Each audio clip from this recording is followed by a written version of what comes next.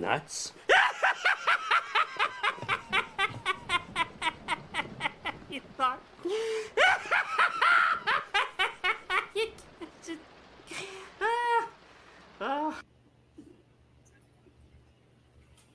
Guys, what's going on? This 30 days of Stadia games and entertainment is coming close to a close.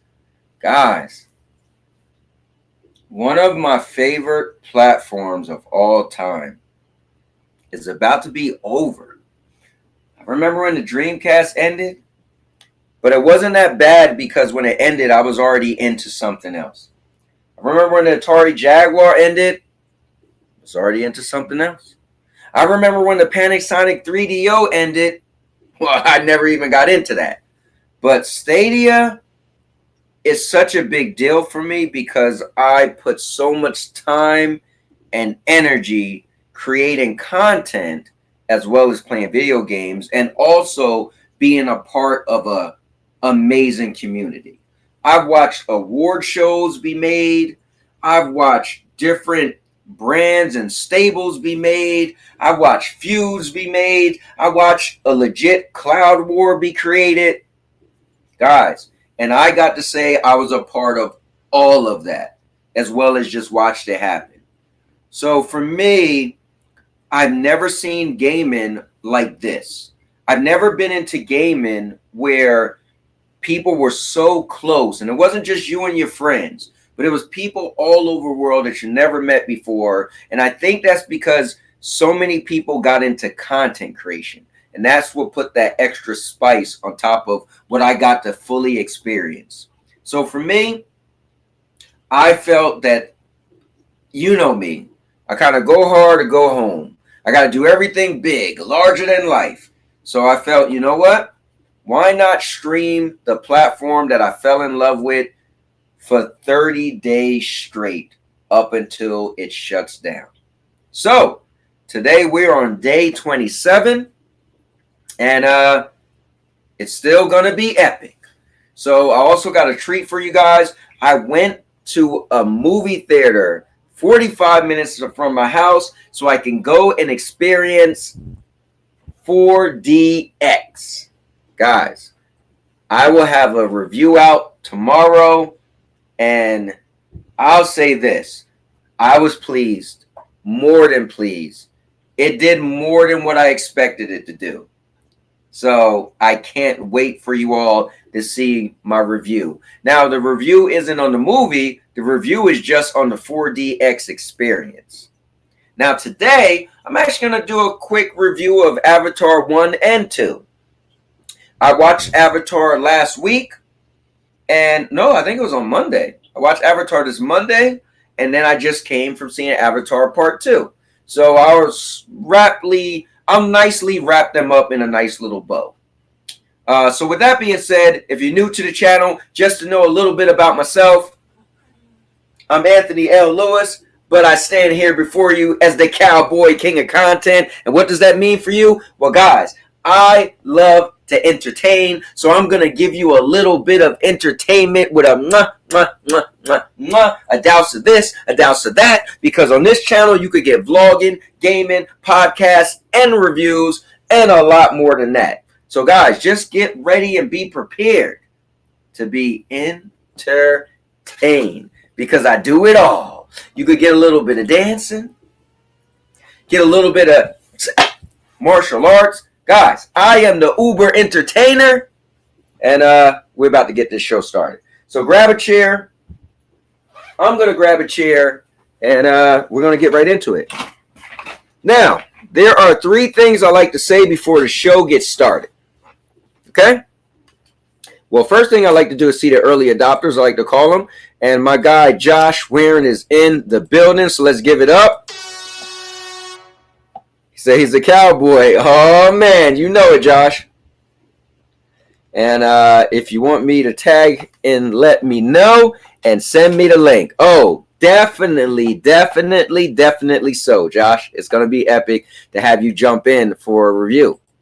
All right, guys, so let me say a couple things, and then we get the show started. Let me take this out my ear, by the way. I like to listen to the feedback and make sure everything sounds okay. All right, so number 1 is this show is gonna be epic. Just saying. Because I'm a cowboy.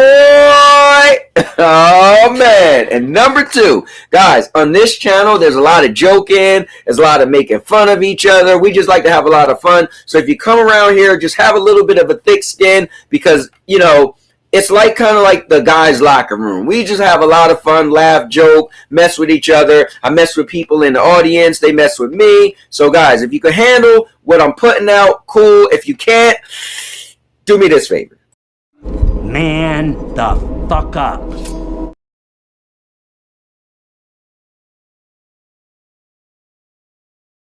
I'm just saying.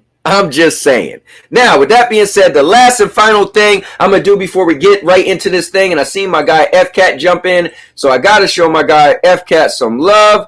F-Cat, what is going on? And let's see. F-Cat said, I'm cloud gaming on my phone and controller with a clip, and my girlfriend told me I was lazy gaming because I didn't have a console. Oh, man, listen, you better tell her this. I hear people always say, well, PC is great and this and that. Dude, you just like convenience. That's what got me into console gaming. It's the convenience. It's to be able to just press a button and play pretty smooth. And cloud gaming takes that experience to the next level. So that's pretty cool. But with that being said, guys, the last and final thing before I actually officially kick the show off is I got to play my epic intro. The music was made by my guy. I always like to give him a shout out, Mr. Bruce Campbell. When he put this music together, I drove him crazy. I said, dude, can you make me an intro theme song? And he said, sure. And I said, I'll tell you this, though, I'm very picky. And it took about 23 different tries, and he came up with this thing. Every time he said, what do you think about this? First thing my wife said was like, nah, Anthony needs something more aggressive. He came out with this. I was like, I don't know. Came out with this. It's going in the right direction. And I kept saying, well, could you do this? And could you switch this? And could you add that? And he came up with this. And now your mama knows. Bruce, unleash the baby god dragon.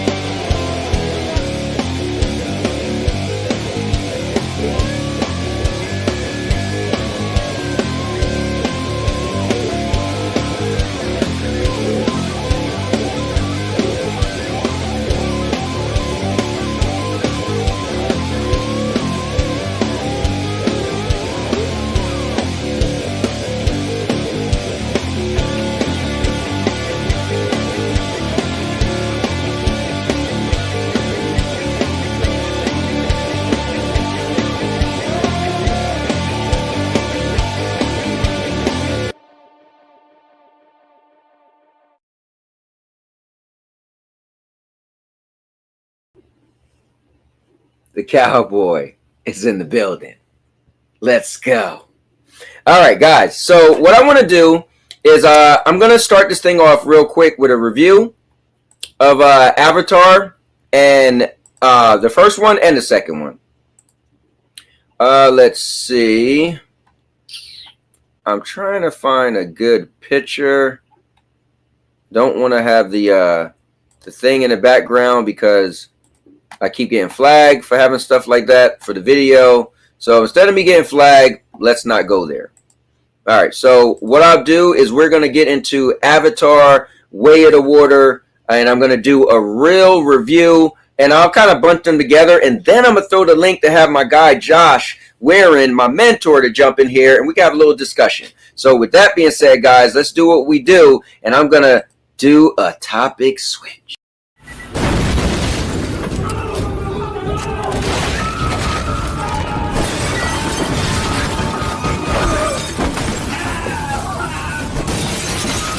Topic switch. All right, so here we go. Let's see. I'll put myself on the side right here. Okay, so this is, I'll say this. When Avatar came out, I don't know, 2009, I went to the movie, seen it in 3D, and I fell asleep on the movie. It was over 3 hours long, and I guess I was really tired. I never blame it on the movie if I fall asleep. It's just simply I was tired because I love watching movies. So I fell asleep for about 45 minutes of the movie, and it still felt long. So all these years later, I never cared about watching it. It's nothing about Avatar made me say I need to see that, right? I need to see more. I knew one day I would get to catch the rest of it. So my wife seen that there was a such thing called 4DX, and she sent me a trailer and it was, or a video, and it was a guy from Australia said, yeah, they don't have many of them all over, and I don't know how old that video is. So I watched the video. I said, damn, this look amazing. So she looked it up. Come to find out, there was a Regal theater 45 minutes from our house, and we said, you know what, let's buy the tickets. We're going to go see it on Saturday. So we decided to watch the first Avatar on Monday. We was going to watch it, break it up in like 3 hours. We watched the whole movie straight through. So with that being said, I'll say the first one I thought was pretty good. It was actually better than what I remembered when I seen almost all of the movie. Did a really good job at character development. Really good job of making you feel like you're in a whole nother world. I really have newfound respect for it, and I used to be like, who cares? So much so that I really want to play the game when it comes out. So I'm really happy that I watched it again, and honestly, the story I thought was really good. I was cool with it. My expectations was above what I thought it was from seeing it way back when and finally watching all of it. And then the entertainment, it had me from the beginning to end with these characters and wanting to know what's going to happen in all the situations that they got put into. So I would like to say I'll give the first Avatar on a 1 to 10 scale. I'm going to give that a 7. I think it deserves a nice 7. It was a cool movie. Now, going on to Avatar Part 2, I was interested in seeing it. It's called Way of the Water, and I really want to see it in 4DX, right? So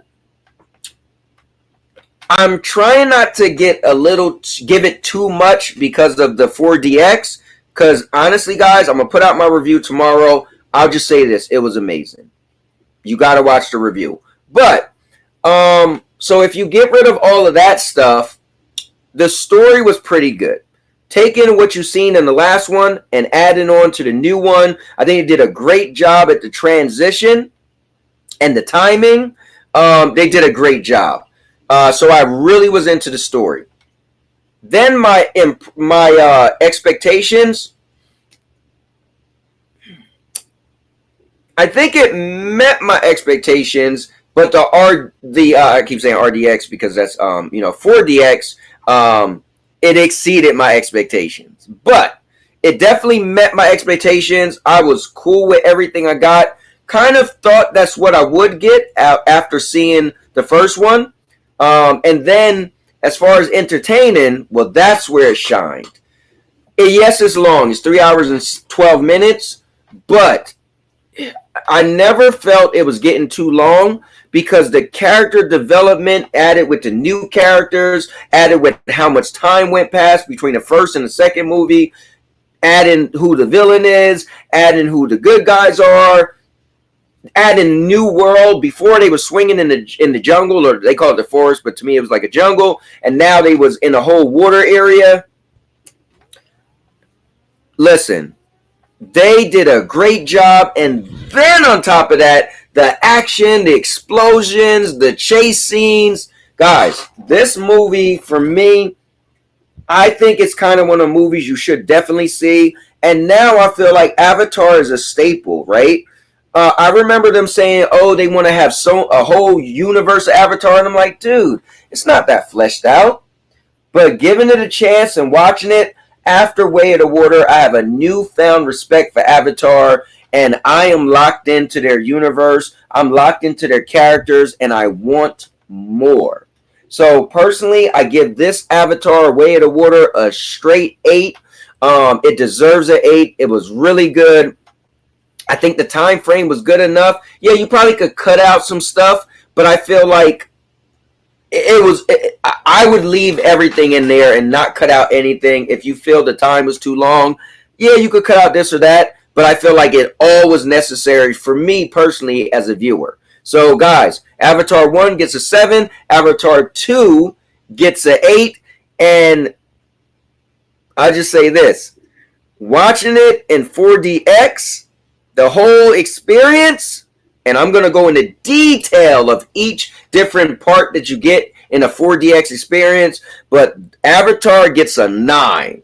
If I'm rating it on 4DX, it's a 9, and it is a must-see. You have to see this movie in 4DX if you like going to the movies, and I'm not going to say any more because that'd be giving away a little too much. So with that being said, guys, I am going to throw the link out, and I hope you guys jump in if you're free. I know Josh wanted to come in. Let's chat a little bit about this because it's definitely worth the talk. So to join, bam, there you go. Jump on in with me, and let me get to the chat. Let me see. Big Mike is in the building. So what's up, peeps? I'm glad you're here, Big Mike. I know Big Mike wanted to hear this review. Definitely, guys, smash the like button. I'm sorry I'm streaming so late. And you guys know I don't stream on the weekends, but I'm doing my 30 days of Stadia. And I just had a lot I did today. And then going to the movies at 3. Went to the movies at 3:40. It's a 45 minutes away. And, 3 hours of 12-minute movies. Plus you add the 20 minutes of the trailers. So, I got home a little bit late. First one better than this one, actually. I think this one was better, if you ask me. Let's see. First one, 8. Way of the Water, 7. Okay, fair enough. Yeah, I like the first one. I like the second one better. First one was pretty good. Nah, I like this one better, man. Thanks, Mike. I appreciate it. Guys, here you go. You can join. And you know me, no spoilers. So don't worry about the FCAT. Spoiler free, man. Oh, wait. I didn't ask Josh if he wanted to spoil it or not. But I don't want to spoil it. I want to make it spoiler free. The movie just came. Well, when did it come? It's what it says. It came out in December. So it's been out for a little bit. But I'd rather not spoil it. So if Josh want to come in and we could just chat about it and not spoil it, that would be cool. Let me see. He said this one made no sense. I thought it was pretty good, man. I thought it made a lot of sense. I don't know what didn't make sense. We could talk about it. Discord. I don't want to ruin it, but I would definitely love to talk about it and see what you felt didn't make sense. But guys, hit the like. We got 6 people watching, only 2 likes. I got to get better at asking people to like, share, comment, and subscribe. Definitely want to get better at doing that. I do love doing this. You guys know me. I'm so consistent. that I think one day this channel will blow up and be something bigger, especially when I move and I have a streaming room dedicated to being able to just put out the type of content I want to do. But waiting to see if Josh want to join. Also, what I will do is then I'm sure Josh will join at some point. But I can still, let me just get the Stadia stuff started. It's already kind of late, and I don't want to be streaming all night. I literally streamed Friday because I did a Friday the 13th stream. So I did Stadia first, then Friday the 13th. I literally was streaming from 5:30 to like 10:30, you know, and I don't want to be streaming that long today. So the link is there for you guys to join. Let me pin it in the chat. And I know Josh, he's probably getting his camera and stuff together because everything he do is with excellence. You got to love him for that. So, but I'll do this. Let me pull up Stadia. And at least while we're chatting, I at least want to play that new game they added. It's kind of addicting, to be honest with you. I think it's called Worm Game. Very generic title, I must add. But, you know. So Mike, yeah, man, I think you're definitely going to like it. Here we go, guys. Hold on. I might have to put this Worm Game to the side a little bit because coming in right now, red hot, is none other than my mentor, Mr. Josh Waring. Give it up. Yeah. You know I'm rocking the Pandora Blue. You feel me? Oh, man. So, Josh, is it possible that we could discuss this movie without spoiling it? Oh, absolutely. Because to your point, Okay. Avatar is a legitimate experience, right? So part of the experience is not knowing what's going to happen.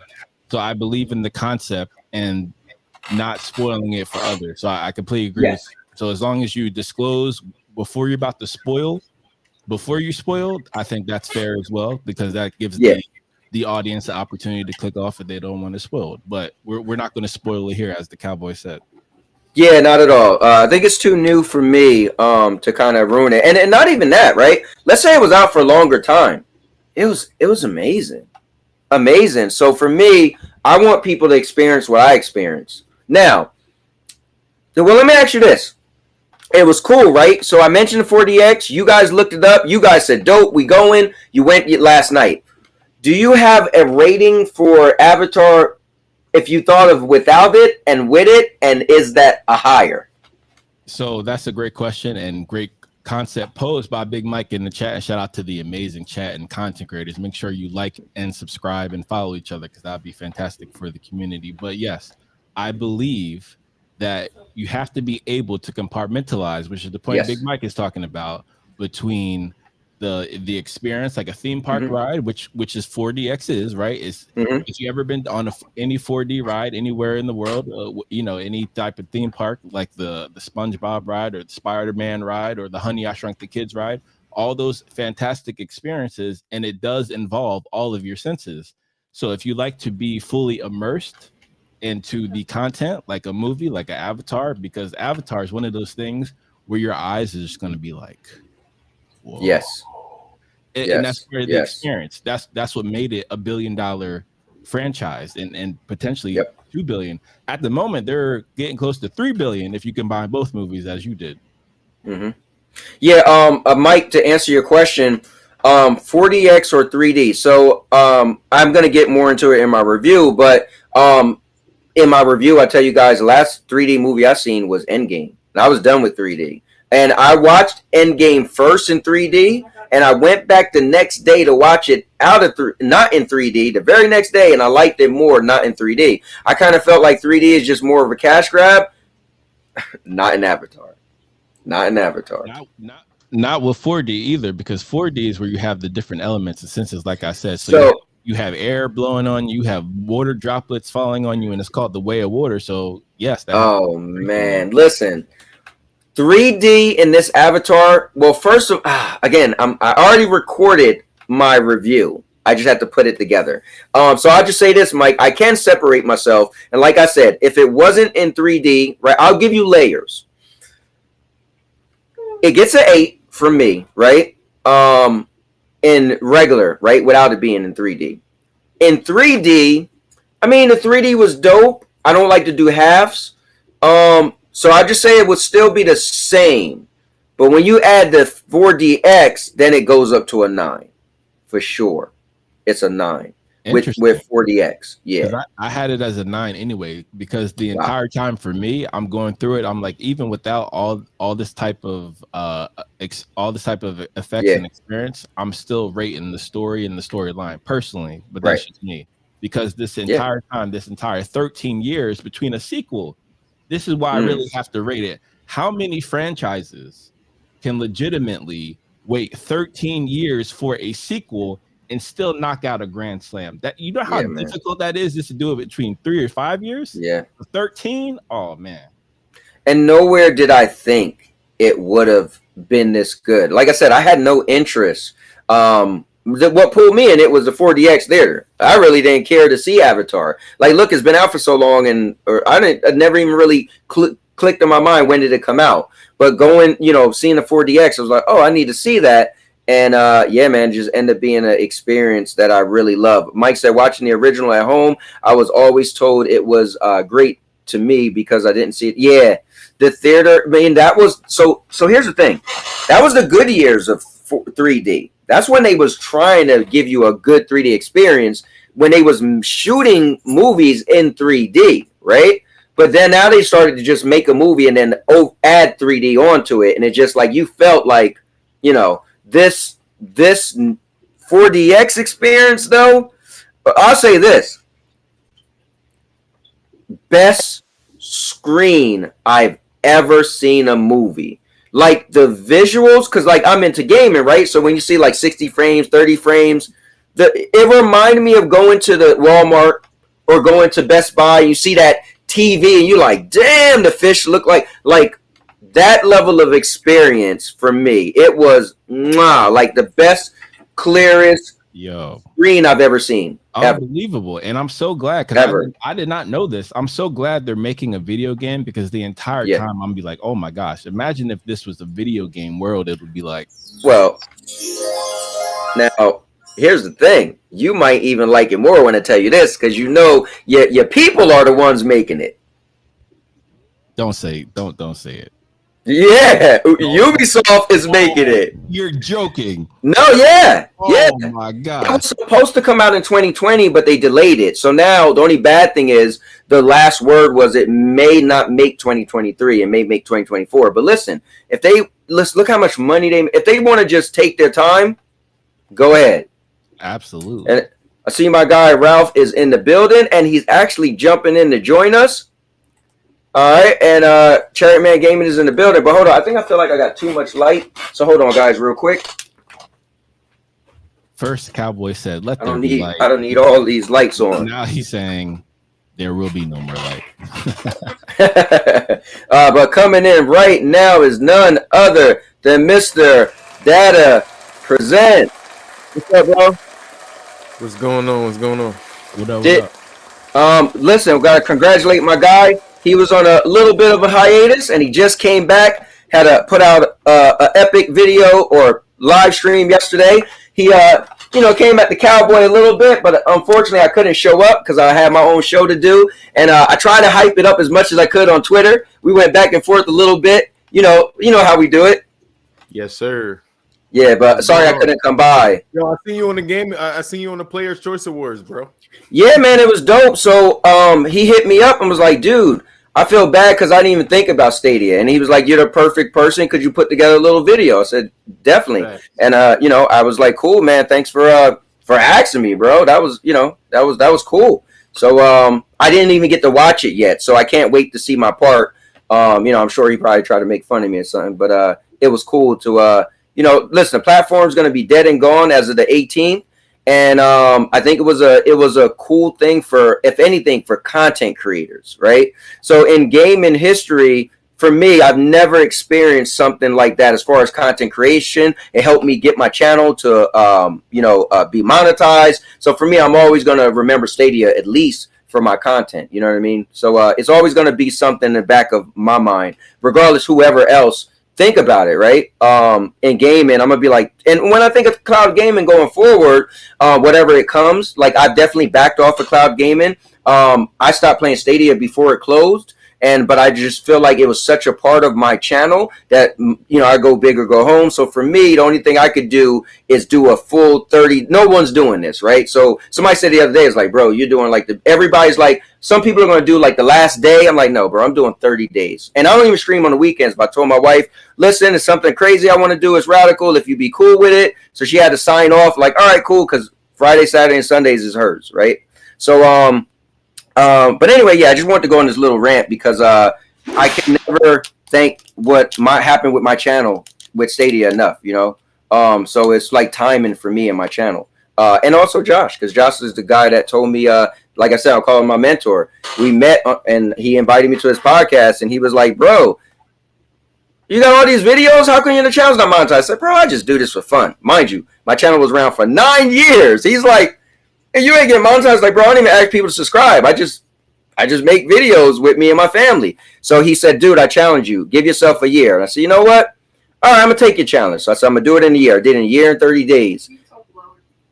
And my wife's telling me to talk lower. So I did a year and 30 days. And it just so happened I was into Stadia at the same time. And honestly, the Stadia people just showed me love. And my channel was just, so for me, that's why Stadia is always going to be important. Especially because what I wanted PlayStation Remote Play to be, it never was, and Stadia did that. Now the Remote Play is official, so I am kind of happy to see where it is today. So anyway, that's my little rant. But Cloud, what is going on, man? Did you see the first Avatar? Are you going to see the second Avatar? What's going on? I'm not really an Avatar fan. Okay. I'm more into story. Obviously, I'm Team Sony, so I don't believe that James Cameron does a lot of character building if you ask me. So, and it's a lot of colonialism in that damn movie, if you ask me. Yeah, that's true. It's just, how does this outsider come in and it's just like none of these people are smart enough to do this on their own. It's not like I'm not up into, I'm a movie buff. So I just think it's kind of like the white savior complex again, over and over again. It's just in a cat form with blue skin. So for real, let's be honest. Is it really that deep of it? People like the world. People like the way it looks, the aesthetics. But could you tell me a deep story about Avatar? So I think it was the typical, right? Pocahontas, the different tribe, whether it could have been a black and white story, but it was just that age old, we're different than you are, and we pretty much was coming to destroy you. Guy falls in love with what he was going to destroy, and now he want to be a part of it and help save it. I think it's what was it from back in the day? Romeo and Juliet. John Smith. Huh? John Smith. Exactly. Could be John Smith. Romeo and Juliet. That story is never going to end. That is the cliche story that's going to be told forever, right? And I think, and mind you, up until Monday, if you asked me Avatar, I'm like, bro, I was up until Monday when I rewatched it after 18 years, you said, Josh? 13. So 13 years, I didn't watch. I watched Avatar once, fell asleep on it, never cared to watch it again. Rewatch it on Monday just because we was going to see it in 4DX, and I gave credit to it. I was like, dude, that's cheating. What? That's cheating. That's listen. If it's coupled with a great movie like Batman, like 4DX and with Batman, all right, okay, you got me. But now it's just like Avatar. I don't know. Maybe it's because I'm not sold on the story. Maybe because I'm not sold on James Cameron being this great storyteller of story. Even Titanic. Yeah, let's go there. So out of curiosity, what did you think about the first one? Because similar to the first one. And again, we don't want to get any spoilers, right? For those who do want to see it. In the second one, it actually dives even deeper to the esoteric connections that you have in terms of spirituality and connecting on that level, and you know, looking past the superficial, because you have a lot of those themes in there. So it's the whole aspect of looking past the superficial and actually connect to something more tangible, like family, to paraphrase Dominic Toretto. Now, I know they did focus a lot more on family and the kids in this particular one, right? But at the same time, how long are we out from the first one? 13 years. 13. No, I mean in the story, the actual. You mean in the movie, like reality, in real life? First from the first movie to the second. 13. Movie, what, 13 years, right? I'm 33. So that means you missed my whole 20s, basically. Oh wow, yeah. That, to me, that's why I thought it was the brilliance in the storytelling, because Jim Cameron, he always knows how to connect with multiple demographics. That's why he's typically in the $1 billion conversation. So I me personally, I have to give that to him. So like to your point, and that's brilliant, that's spot on, and I agree, because I was in my 20s, I was in the University of Miami, I was going seeing the movie in 3D, you know, eating edibles type of thing. That's what I was doing at that time, and and that was fantastic, right? But 13 years later, typically people our age, because I'm 34, about to be 35, they're having kids, you're doing X, Y, and Z, all of those things that Jake Sully is doing now. And they're able to tie in different demographics, because now you do have kids, because again, he's not going to have any overt, you know, type of, let's say, adult sexual deviance in his type of films. He's not really going to do that. That's not really Jim Cameron. He's more about the storytelling and the graphics, and you have more of that. So it's literally built for the entire family. Well, both of y'all seen it, right? Yeah. I just came back from seeing it today. He's seen it last night. Was the 13 years of waiting for water really worth it? Oh, absolutely. Because my whole question is, how in the world, based upon how the other one ended, and maybe to your point, how you feel the way that you feel, and I agree, how on earth are you going to be able to get people interested after 13 years, have it make sense in terms of, let's say, the Earthlings' response to the resistance on Pandora? That's true. And have it make sense in terms of a commercial aspect, because let's be honest, similar to the newest Jurassic World, where you had Verizon Fios presents the Velociraptor Rex. So the whole commoditization of either space travel or whatnot, and how that is incorporated into the film to make it realistic. To your point about The Dark Knight, because Christopher Nolan is one of my favorite directors of all time. Tony will tell you, Big Mike in the chat will tell you, I absolutely love Christopher Nolan. I can't wait for Oppenheimer. Your guy. So how you're able to incorporate like reality, like actually make it like conceptualize that, oh, this could happen in real life in the future. I have to give it to Jim, because he does the research. And again, how many people broke a world record? Chloe was telling me this. Kate Winslet broke a world record for all-time box office right now. 6th or 7th all-time box office right now. I'll say this though, Data, is that you may not like it, but the numbers is overwhelming against you. You can't let the numbers don't lie. I'm pretty sure that you guys, what's that Ethan Hawke movie they did over time, when the kid grew up and all of that type of stuff? Oh, I know what you're talking about. Yeah. All right, so that's like my ultimate, like, all right, I understand the weight and then place it, because all of it's connected, all of it makes sense. And with the Ethan Hawke, they filmed this over like 10 years, right? And again, but you can apply the same thing to Avatar. What movie 2, 3, and 4 all filmed in succession? Well, look, Mike said it now. He said Avatar 3 already shot in post-production. That's good, because we ain't waiting another 13. He said, I don't know, Josh. He is right. As far as his storytelling, don't forget True Lies, The Abyss, Aliens, Terminator, great effects, but not great storytelling. I would have to respectfully disagree with True all Lies of those. Is definitely it's up there, I would bro. have to disagree. Sorry. You know what's crazy? And last last Sunday I just watched Terminator Dark Fate because that was the first time I seen it. I don't know why I took all this time. And I was like, dude, it was actually dope, kind of like the story just bringing me back into the story of Terminator, but then they spent it. I will say this though, to your point, Cloud. I don't feel like the story, like that long wait for me, because I was never an Avatar fan. Didn't care. I was more of you until Monday.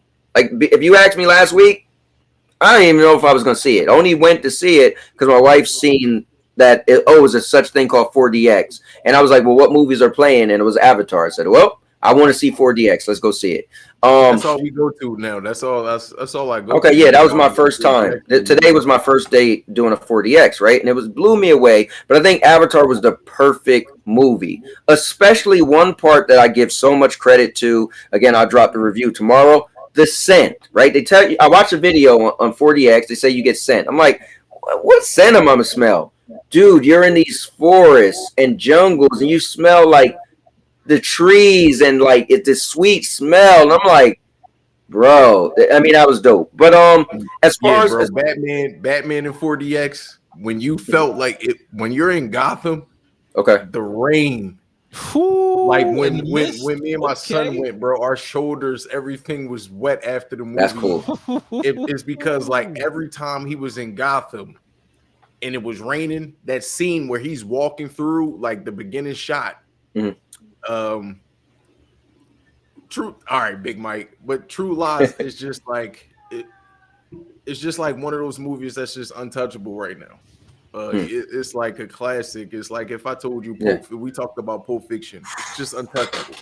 But Pulp Fiction story. I think Pulp Fiction get that as far as story because how they chopped it up, right? To be able to, and that was like the first time it was done. That type of thing was done great. But anyway, that's another story. But it's just untouchable. But yeah, 4DX, bro, it's literally. Spider-Man. When you see swinging with Spider-Man, bro, you actually swinging, bro. So we was already looking like what's next, right? What we want to see next. So we will be going next month to see Ant-Man. Like that's a must. Like I wanted to go next weekend, but there was nothing that I could think of that they was gonna have. You know? Yeah, 4DX is addictive. Yeah, bro, I love 4DX movies, bro. I just watched. I don't know movies. Maybe it's the weed. Maybe I'm getting older. Maybe I'm getting softer or whatever. But I'm starting to cry on a whole lot of movies because gotcha. I'm starting to like I watched Devotion last night with I'm a big Jonathan Majors fan, right? I love Jonathan Majors, right? Paramount Plus. My God, bro! At the end of the movie, I'm holding my daughter. I'm just wailing because like he was holding his daughter before he left to go to war, and I was just wailing, bro.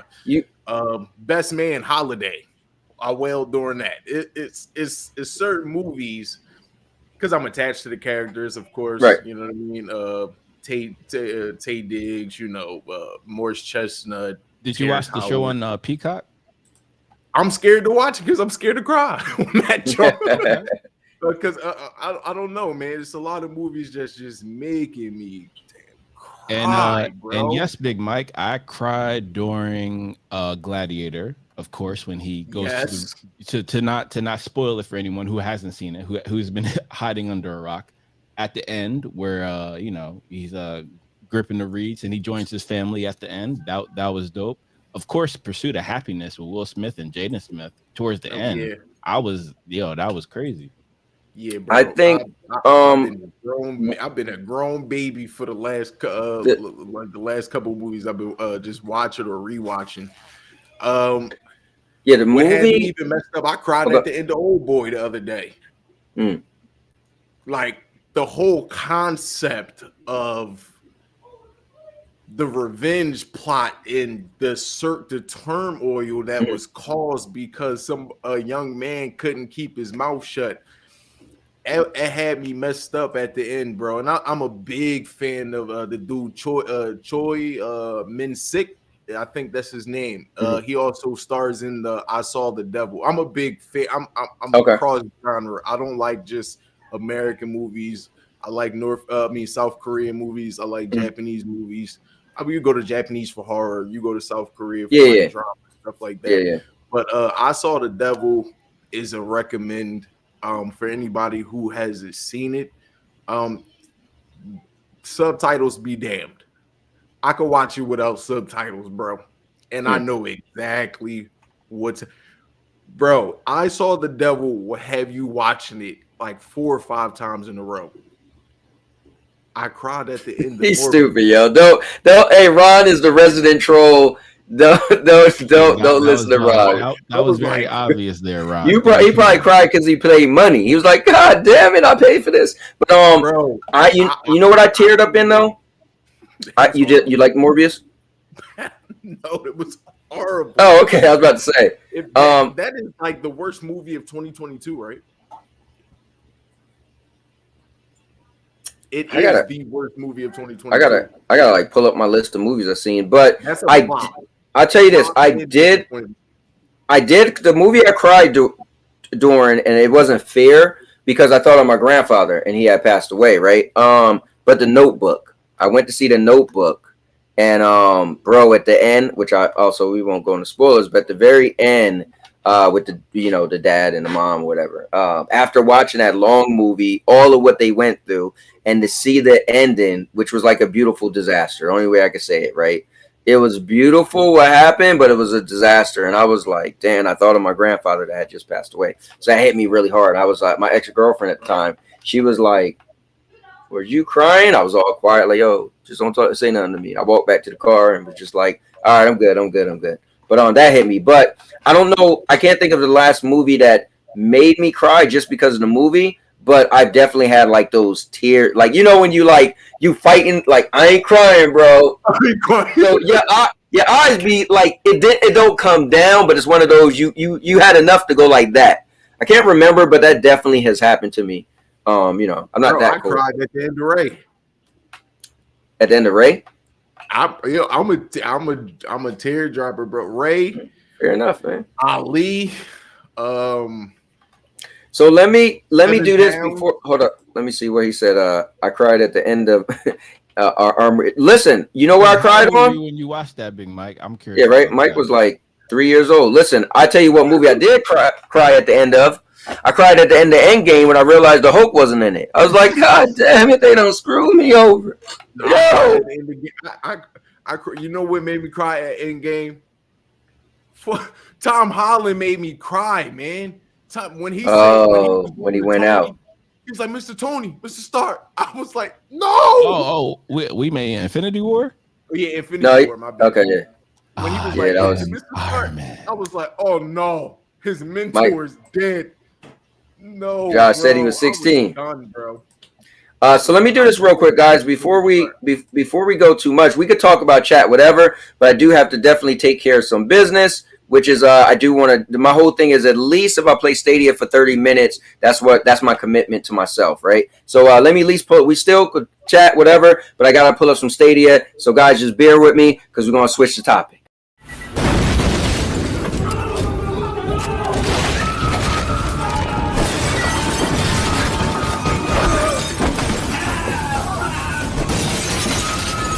Switch. All right, guys. So Stadia will be done and gone, wiped from the face of the earth on the 18th of this month. So we got a couple days left. So I've been streaming every day, going for 30 days straight. I know it's crazy, especially when I don't stream on the weekends. But yeah, so we're gonna put on some Stadia, and some cool news is that Stadia. I think Google on their way out, somebody made a joke and said they're treating Stadia better than when it was live. But they gave a free game. This was they said the first game they ever tested on the platform. I'm gonna play that first. It's actually called Worm Game. It's nothing amazing. It actually looks like that phone game called Snake, but it's addicting. And also Stadia is doing the unthinkable. And I even said they will never do this. Well, fans have been asking, can they please allow the controllers to have Bluetooth? Now, this was a remarkable controller because it's the first time they had a Wi-Fi controller. And so much so, PlayStation has patented the Wi-Fi controller. Xbox working on the Wi-Fi plus Bluetooth controller. So we found out this controller does do Bluetooth, but it was never designed for Stadia to do that. So the fans went on and on and on and begged, could Stadia unlock Bluetooth? And they just put out a thing yesterday saying they are unlocking Bluetooth. Like, and I just told somebody, bro, they're never going to do it. That's going to cost time, money. Like, they already gave everybody money back. Why would they do that? So I got to give my hats off to Google. On top of that, them actually giving us our money back. So that's dope. So let's pull up some Stadia. We're going to get into some Stadia. And at the same time, going to bring back my guy, Josh Warren, my mentor, and also Cloud Data Media. So bring you guys back on here. Yeah. Yo, so question. Since they gave everyone the the Stadia STEMI, you can still like play on there, or bro, it's crazy. Yeah, so you have up until January 18th. So yeah, we still could play Stadia. And let me just get this together. I am sharing the wrong thing. My bad. But yeah, so here the way they did it is we're still able to play Stadia up until the day it dies. So it's supposed to shut down January 18th at 3 a.m. our time. So what I'm going to do is I'm going to start my stream that day at 12 a.m.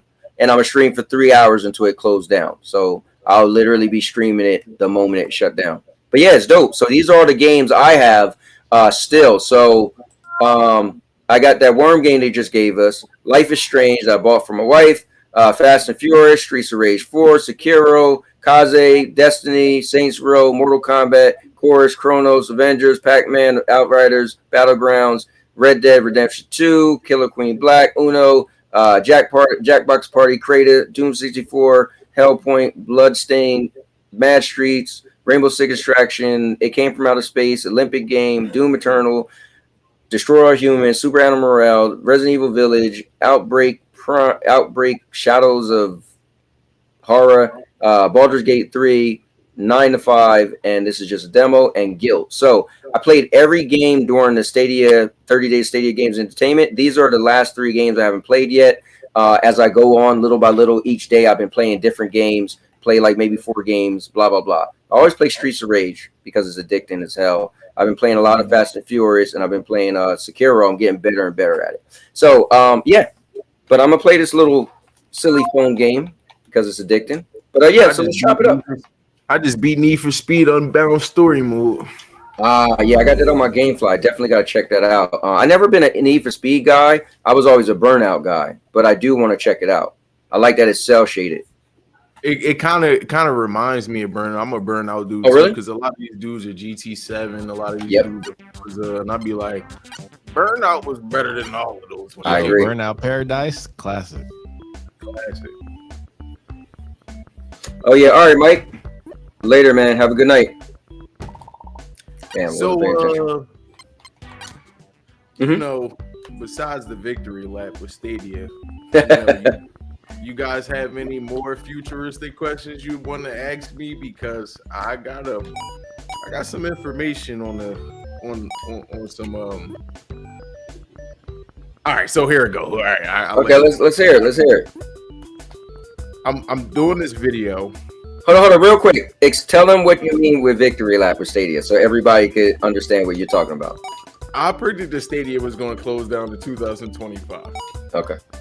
Right, and I've been telling the community that I don't believe in a lot of things that Google does because Google doesn't believe it.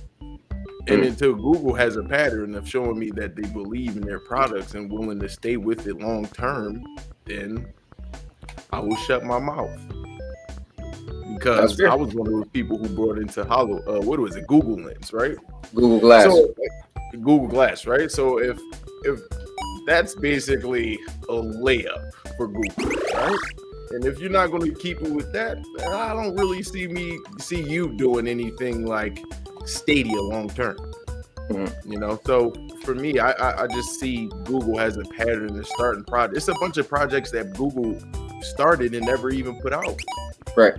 So well, I think a lot of companies do that. I mean, if you think who's the master of patents that never goes out? Sony, right? PlayStation got Hoover. So I was gonna, but there's so many patents. Hoover is the vacuum cleaner company is Yeah, the king of patents and that they never really put out. I just follow patents and history and stuff like that. Mhm. But yeah, Sony has a lot of patents. Nintendo has a lot of patents Right. that they actually never, because you know they pick up zany, crazy ideas out of the box. So I'm pretty sure they have a mountain high full of ideas that and when they never really explored before. and when people say killed by Google, remember there's a bunch of sites with killed by Microsoft. So I mean, I think a lot of companies have their own stuff that they didn't follow through with. Ideas. Yo, all right, so Okay, go ahead. I'm gonna drop this video on Nintendo, right? Okay, So is it true that TK9 said he was going to leave Microsoft and go bro, to hold up. I gotta pause this. So this is what got me mad. Hold on, a matter of fact, I gotta even click off on this. I was watching your video, saying, "See, this is why you should have been around," because I'm gonna say this, Frank. Hold on, let me get this off the screen. Hold up. Bro, you had me so mad. I'm watching your video, and you like, TK, he'll never go nowhere. I was like, damn, he really missed out, bro. He done made a 8 million video. Bro, do you watch my video? Well, it came at him. My man said did you watch it? Did you watch my video? No, because that means I'm gonna use your video. Well, bro, when you watch I put the clip in it when he was like, I'm done with it. My man is done he said he's a free agent now. He's done with Xbox. All his streams been about how he's pissed off with Xbox. They're not doing this. I'm like, where are you, bro? You've been doing Stadia. Forget Stadia. You've been having the biggest victory lap of your life. You've been missing it, bro. For me to make a video on him and call him out, and you know what's so crazy? My man didn't respond. Now you know he always responds. My man never came back at me. My man let it ride. Grape at this dude. He willing to throw a nuke. He let it ride. He was just like, "You got me, bro." He's super fed up. That's why Doc made that one video like, "Well, I'm giving them time." Yeah, my man said he's a free agent, not an Xbox guy no more. Yeah, he still like it, and you watch all his podcasts, he's going in on the Xbox. It's crazy over there. Yeah, bro, I wish you had the clip of just happy feet and my man just dancing. Because that's how I feel right now. Because you don't understand. Now I feel vindicated. I feel ultra vindicated. Because how many times, not just me, a personality or a YouTuber, how many times have I said it? How many times have King Thrash said it? How many times have Jabari said it? J-Tech said it. Chill Gaming said it. How many times have we all collectively said it, right? We even got Mad Drix in the Legend 350, but they like to dance around the subject. I'm straight to the point. It's trash. It's trash. So I'm not going to say that. Have you been waiting? Me, you, Josh, Doc Dark, TK9, all of us collectively as gamers, how long have we been waiting on this platform for these people to deliver? And guess what? I know you, Cowboy, for a fact that they delivered a premium experience. We're there.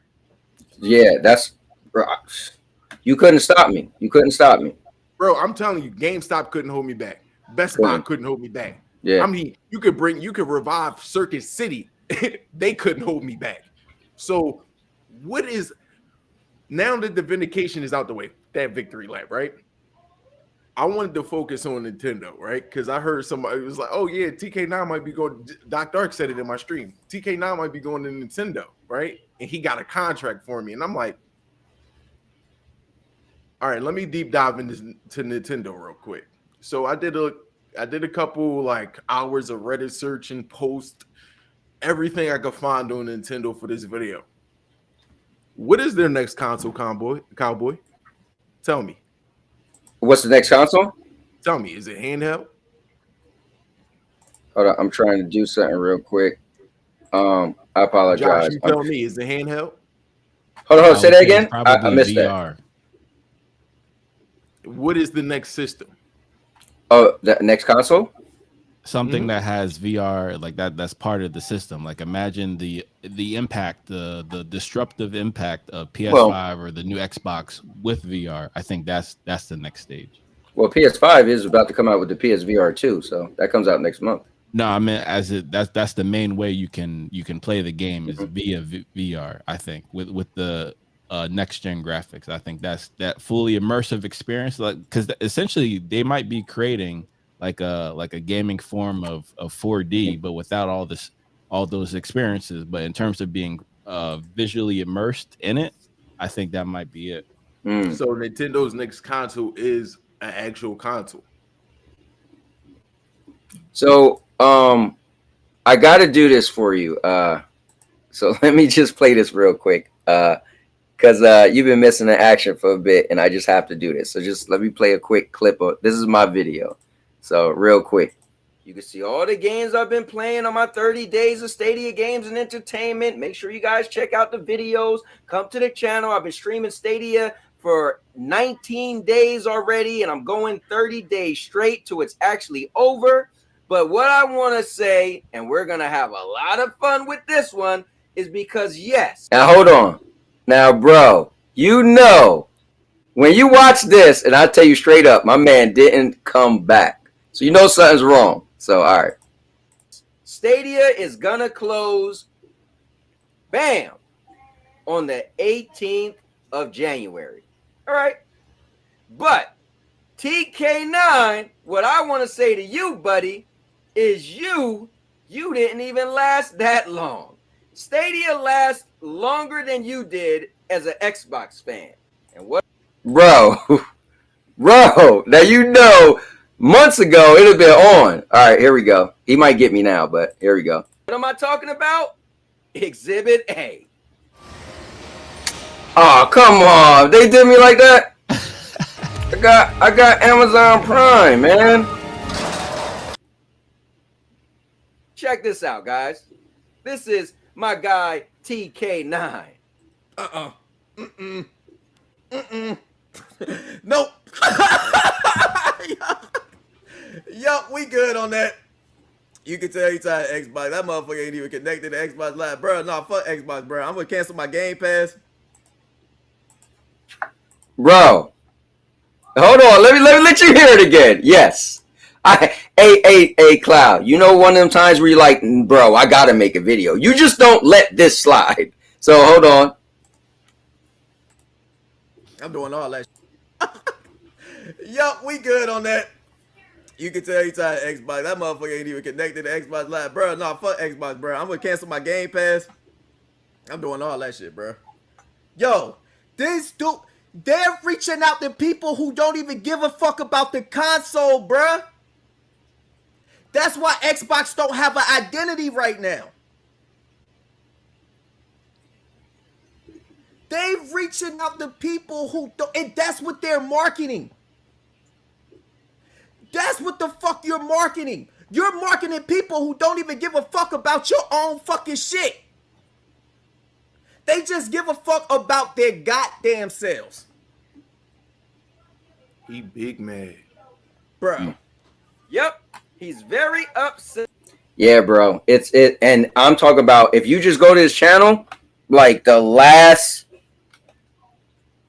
I don't know, 7 podcasts, he's just pissed with Xbox till he made his one video and was like, bro, I'm done. And this was in 2020, the end of 2022. I think his first thing in 2023, he was like, I'm done. I'm a free agent. I'm thinking about signing with PlayStation. Matter of fact, he had a podcast where he had a poll and said, who should I go with next? And everybody voted PlayStation. And I was like, bro, you got to go with PlayStation because the poll won. No. Yeah. No. Yeah, bro. No. Negative. Negatory. Negative. You said we don't want him? Could you imagine him rubbing shoulders with me?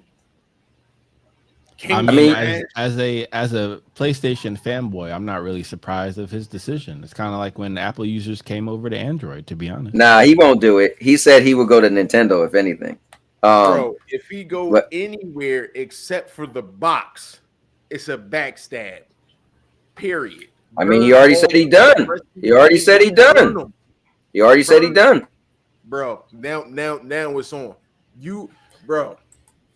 Remember he came in the stream last time I was here. Remember he came in the stream and talked about my Steam account. I remember. Talking about, Daddy, you don't play games, whatever. I'm like, bro, I just finished logging in like 75 hours with Need for Speed. Just relax, okay? Bro, are we serious? You've been missing out, bro. This coupled with Doc Dark's monotone 2023 predictions for Microsoft. Yeah, it's been crazy around these parts, bro. But I mean, I will say this. Let me pull this off. I will say this. This is what I'm gonna have to say. I do. So here's the definition of not being a fanboy, right? If he just let it ride, then I'd be like, bro, you're a fanboy. But I have to say this. He got fed up, and the same thing with me and Stadia. I got fed up to the point I was like, bro, I'm done. They ain't give me no games. Bought myself a PlayStation 5, and then they couldn't keep me no more, and I was out the door. So I will say this. Now, I feel like Xbox has a lot going on, but his issues is he don't like how they keep pushing Game Pass. He feel like they pushing Game Pass more than he pushing the Xbox brand, and he don't like that. So I will say this. They didn't. No, but see, Doc is on the opposite. Doc is loving that they're pushing Game Pass because Doc feels he's getting a value if they just keep funneling games for $15 a month. He feels that like, no, you're taking Xbox away from what it used to be. So I just say this. I think if you're that mad with your platform of choice, if you stay, then you being a fanboy. But if it bothers you that much, then you got to bounce. But he stayed when it wasn't nothing there in the first place. And he was defending it with Captain America's shield. Now you're not going to die on a sword? No, man. See, at that point, you supposed to lay on a sword. Nah. So if we found out that Will Smith has been smacking Chris Rock since the 80s, and then that Oscar night he decided to do something, now I'm mad at Chris Rock. The thing is, the last 20 times he slapped you. The reason, so I see his similarities with me and Stadia, and I know, like, you roasted me earlier for it, but I think the thing is, stop linking yourself because you see a similarity. It's a difference. You raised the Stadia community up. This dude, and guess what? You ain't have nothing to do with PlayStation. You ain't have nothing to do with Xbox. You ain't push nobody down to raise your stock. Yes, sir. Raise the tides all together. It was just about Stadia community. When you hear TK9, it ain't about just Xbox. He has to push PlayStation down to rise his Xbox stock. So don't even compare the two. You're totally different. That's what you are. You're a lover. You're an entertainer. He's a war maker. So if you're a beef dude, stick with the beef. Don't. And I'm super disappointed in TK9 for even thinking about having a thought of crossing the mind of going somewhere else. I mean, your loyalty. Now, Stadia is a new platform. It didn't come out. It didn't come out 20 years ago. It came out 4 or 5 years ago. No, it came out 3 years ago. 3 years ago. All right, so 3 years ago, right? So if you're on year 3 of this, I don't mind. That's an infancy, right? Your infancy. You're you know the law, at least in the United States. Anything within the first 3 years is if you don't make a profit after your first 3 years, they don't consider that a business. They consider that a hobby. Like my tax guy, like when I was doing, if you're not making a profit, then that's just like when I was big in the network marketing. My tax guy was, listen, you got the first 3 years to show the government that this is serious. After that 3rd year, it's just a hobby. So then people just, so I could see where Google was like, you know what, we cutting this thing off because it's about to hit 3 years. They ain't doing nothing. It's a write-off. This money, but Xbox has been around since I was a kid.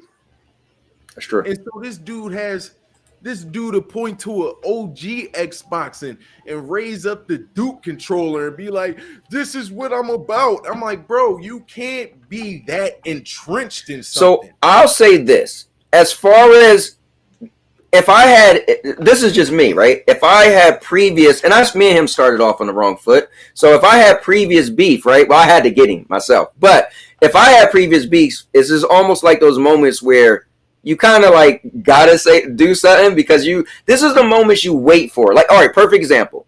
The day Microsoft and I don't know how nobody was covering. I wish you was around at the time. Bro, the day I was looking on everybody's channel, the day Microsoft said, we have to admit that PlayStation has better quality games. Nobody covered. That's a console war dream. That's a console war dream. Huh? I said you was on everybody's top that video. You was like, how are y'all not talking about this? Bro, I said no. I waited a couple days, like, no, I gotta put my video out because this is a console wars dream. Like when you got two average, that's like the Russians going against Ukraine, and then the Russians be like, well, we really don't have as good as aircraft carriers in our ocean as them. They'd be like, wait, they just let us know? Oh, we about to attack. We going to their ocean now. Turn up the pressure. So when he said F Xbox, I was like, nah, bro, not. And plus, for me, I was invested with Stadia. So when he was always trashing Stadia, I'm like, well, Stadia ain't dead until the 18th, and you just dropped Xbox. Oh, nah, you getting the video. You getting the video. Josh, but anyway, understand the grief. No, you guys had it deeper, you know. No, it's not. He had it deeper. Okay. Deeper. Josh, you don't understand the grief. Grief this dude will give you if you say something about Xbox in your place. That's true. And again, that's completely fair. This is why and I'm like, no, it's just a better experience over here. Plain and simple. Stevie Wonder and Ray Charles together. Both as kid and play. If Stevie Wonder and Ray Charles can do a kid and play move, they both can see PlayStation the better place to game. Definitely. And do we keep talking about Gears? Oh, man, my God, bro. Yeah, the video it was tomorrow morning on this dude, bro. I'm serious, bro. It was crazy. Yo, Cowboy, you know how epic this is? I do. I know because I dropped the video. Trust me, I know. Did you hear how Doc Dark on his 23 Xbox predictions was? He sounded like Will Smith smacked him. No, you had to see Doc. Doc made a video probably 2 weeks ago, and he was like, well, you know, I'm going to give Xbox until May. If they don't have it together by May, I might be thinking about being a free agent. I was like, yo, everybody jumping off Xbox? Ain't nobody standing their ground? See, for me, well, whatever. I digress. Josh, you don't understand, bro.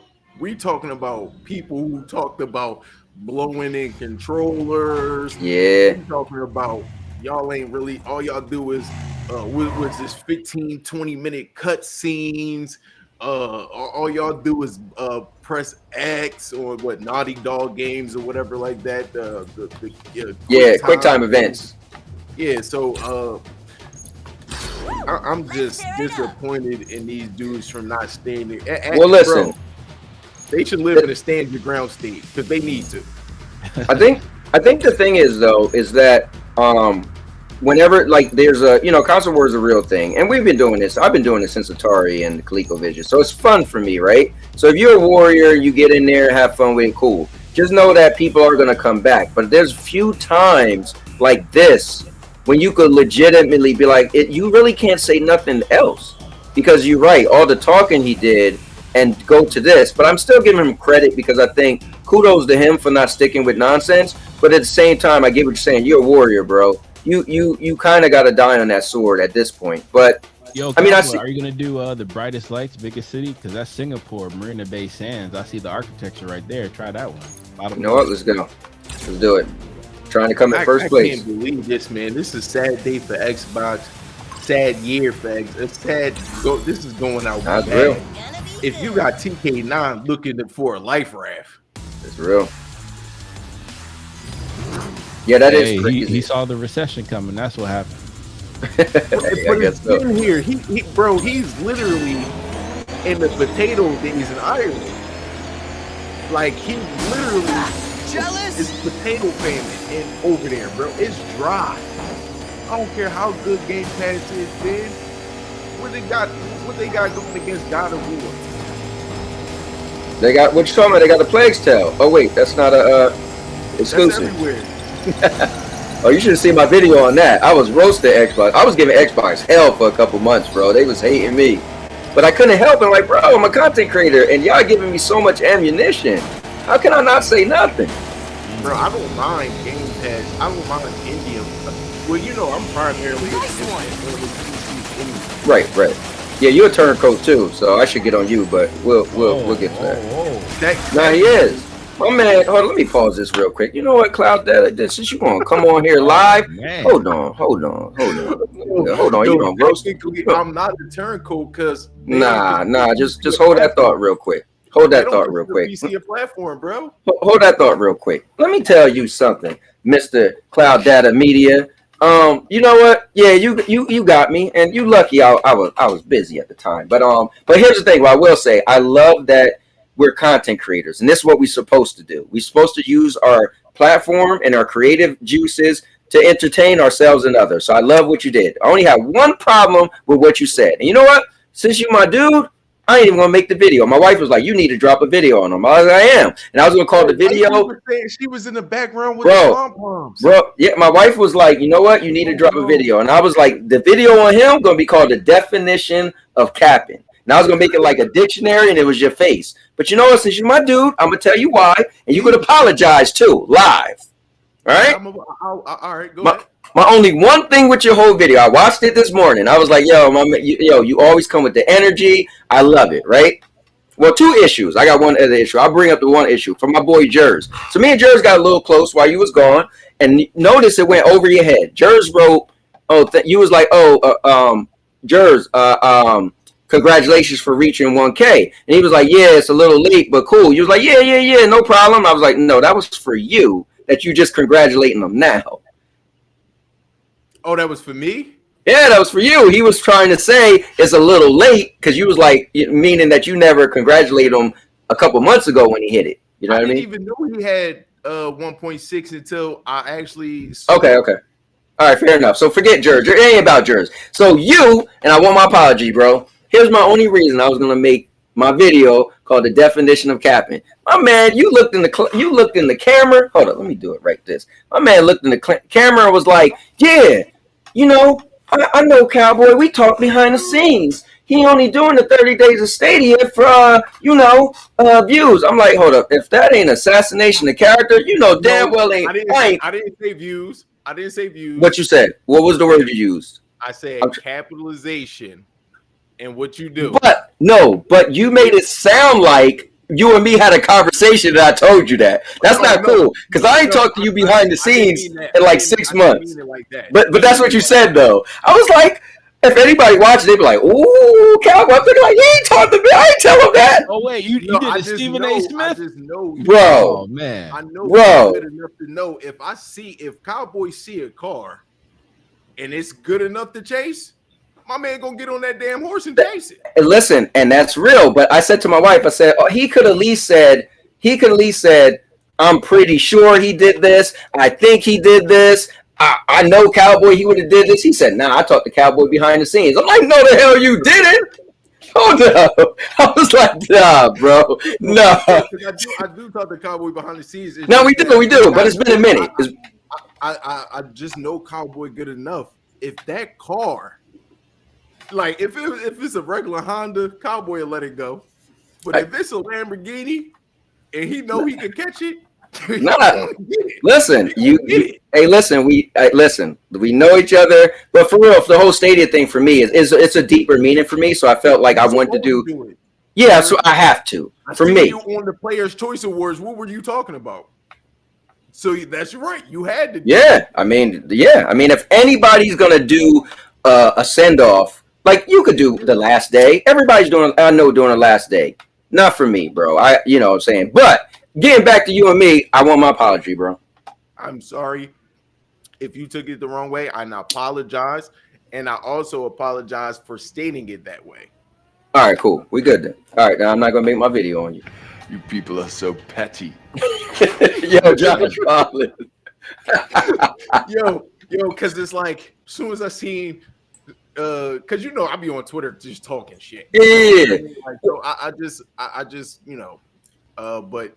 Yeah, I definitely I seen it and I was like, it's a smart move. Yeah, I would do it. And the cool thing is, you and me have similar energy. I was telling Jers, like you and me, we're raw. You know what I'm saying? Jers is cool. And so for me, when you put the thing out on Twitter, I was like, how I could give back. Now I thought you was gonna stream earlier in the day, and you was like 5:30. I'm like, damn, I stream at 5:30, right? And it was already Friday. It was I was That already, on purpose, Cowboy. that ain't right. So you had Doc and them showing up like, bro, you ain't going over there. I'm like, I'm streaming right now. I can't. That was on purpose, man. I can't even defend myself. But notice during the day, I went back and forth with you because you gotta hype it up, bro. You gotta hype it up. Yeah. So We and WWF era. yes. Yeah. So I was like, I could do my part, at least make it, put the fireworks in there and make people like, and so much so that, like I said, people showing up. Like my boy Rue Diggs, he didn't even know who you was, and they was talking about it. He was like, oh, I'm about to go check it out right now. My man went to your channel just to watch. He left my stream to go watch. You know what I mean? So I really appreciate Cowboy because it's like we don't even have to talk about the show before the show. For real, that we know what we have to do. Yeah, we both said that. Like we don't like to rehearse. Like, bro, just turn the camera on, and that's when I'm at my best. So yeah. Yeah, I appreciate it. Kind of like Cowboy's one of the people I look up to in the YouTube game because it's like, if you're not going, because Cowboy older than me, so it's like, if you can't go as hard as him, what are you here for? Yeah, man, I'm dedication and passion, and you see the energy he brings. Like I always like when you see rappers today, or like these dudes don't perform like Busta Rhymes. It's real. These dudes don't. These dudes don't. These not KRS-One kids, okay? These people don't give out a show. Like when Chill do a show, I'd be like, Chill, you gotta bring energy. Like that's why I think Chill don't do a podcast by himself. Like me and you, like my wife was like, oh, you just having a whole show by yourself. And it's like, yeah, because all you need is the chat to fill up a little bit, and then the energy, the mode just start kicking in. It's like feeding. So yeah, bro, I definitely like how you even set up the whole one-man army. Oh yeah, that's what it is. Like a lot of people, like with Jersey, like, come on, let's do a podcast. Or my bad, bro, I'm not gonna be able to show up for a podcast. And I'm like, and he'd be like, yo, that's just like he'll apologize multiple times, like Jersey. I got it. Oh yeah, that's like me. Like I'm doing this regardless. But I'll throw the link if anybody want to join. But I'm gonna be here regardless, and I'm gonna hold it down. Yeah, dog. I just think that once I start doing the podcast more, because I'm gonna do like 3 podcasts this week. I'm gonna just drop more because I'm like, yo, oh yeah, too. I was going since I'm so far behind, but then I'm like, all right, well, I already know how me and Jers talk behind the scenes, so I already know how Jers. Did you help Jers get subs? We can't talk about that live. All right. All right, because I'm like, I know how Jers operates. Right. All right. Jers is patient. He's an alligator. Right? Me and Cowboy, we straight up, we ain't no crocodiles or alligator. I'm a hustler. Yeah, I'm out here. Cowboy, like Jers is an alligator. He'll wait, and he be like, I know this is gonna blow up. I'm gonna do a video on it. I'm trying to blow it tomorrow. What are we doing? So that's us. I'm trying to blow it tomorrow. I'm trying to drop 100 videos. Yeah, it doesn't matter. But Jers is more like, he's like, all right. He's strategic, right? He's trying to put together. He's planning on week 5. I'm like, week 5, bro. Can we just get to week 1? Like, let's do this thing right now. We're gonna get there, but we gotta start right now. I mean, like, well, I got some plans in my head. But I was like, dang, I know what I could do. Right. I could just pay Cowboy to promote my channel. Because it's funny because I was just about to tell you. Could you tell people about your channel? Hold up, real quick. I love doing this, man. Hold on, real quick. So tell the people a little bit about your channel anyway, because the thing is cool with me is it's late, but I get a lot of views overnight. Like a lot of UK people watch or the next day. So like Mr. Urban World just popping in. So people are gonna see this thing, be like, well, who's this guy? He's been talking to him. So tell me a little bit about the people a little bit about your channel. My name is Data of Cloud Data Media or Data Presents. I do gaming news. I do gaming beefs. I also do deep dives. I do interviews with other YouTubers. I try to stay away from developers because they're not the ones who carry YouTube. It's people like Cowboys, people like King Thresh, people like me, It's real. Dr. Dark. So those are the more interesting people, and then you get to learn more about the person instead of just the personality. My first interview is with Cowboy. Yeah. So I appreciate that too, man. Yeah. So I'm just trying to get my name back out there. I had some health issues, so I'm back full force. I'm medically I'm not Lamar Jackson. I'm medically cleared. So yeah, I got the green light to do whatever, whenever I want. And I'll tell you a little bit more behind the scenes, Cowboy, about not being able to do what I want, if you know what I mean, with the old clicker. With the old ticker, you know what I mean? So, but now I'm good. Yeah, I'm just trying to get back out here heavy. So I appreciate if you guys subscribe, come check me out. And yeah, Oh, you know yeah, what just I'm subscribe about. right now. Thanks for throwing it in the chat, Cowboy. Right here, guys. Here's his channel. His channel is up on the screen. Shout out to Mr. Urban World too. He's been rocking with me for a minute. This is, and I like how you redid it with Data Presents. That's dope, man. When I seen it, I was like, oh, let me find. That's when I knew you was seriously coming back, right? Because we had a talk maybe 2 months ago. You jumped on when I was playing Gotham Knights or Arkham Knights, right? And we talked, and you was like, yeah, I'm coming back. And so when I seen the name change, I was like, oh, he's serious. And bro, you ain't even telling me you had content. I was on your channel. I was like, oh, he made a couple videos already. You made a doc response video, the TK video. Like, I'm like, so now I got to catch up on some. Yeah, you made what, 4 new videos? Low key drops. I did that to Doc because as soon as the Doc video came across my feed and I seen Doc's tone, I said, bro, you're getting the video. Yeah. I don't never want to hear you like this ever again. Bro, it's like when you see me and Cowboy and we sound monotone, like sounds wrong. Yeah, bro, I really don't, appreciate you guys from coming through. That's how Doc sounded in his video. Like it's not games are coming fat. It's not none of that. It was none of that energy, bro. It was a flat tire. I'm talking about Cadillac on all 4 flat. It was horrible. So I was like, Doc, this is killing me. This is excruciating to watch and it's not like he in Illinois. You know what I mean? I understand when he with the fam and all that. He not in his crib. Like he not in his crib. He not doing. He not able to be Doc. But even still, when he in Illinois, he's still Doc. Yeah, driving in the car, sitting in the car, making videos. I was just so shook up by Doc's tone. It was something that it's something I'm not used to.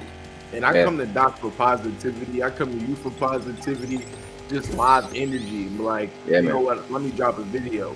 But when Doc made that video, I was just depressed. I was depressed. I was like, my God, if this is what Xbox does to people, I want no parts.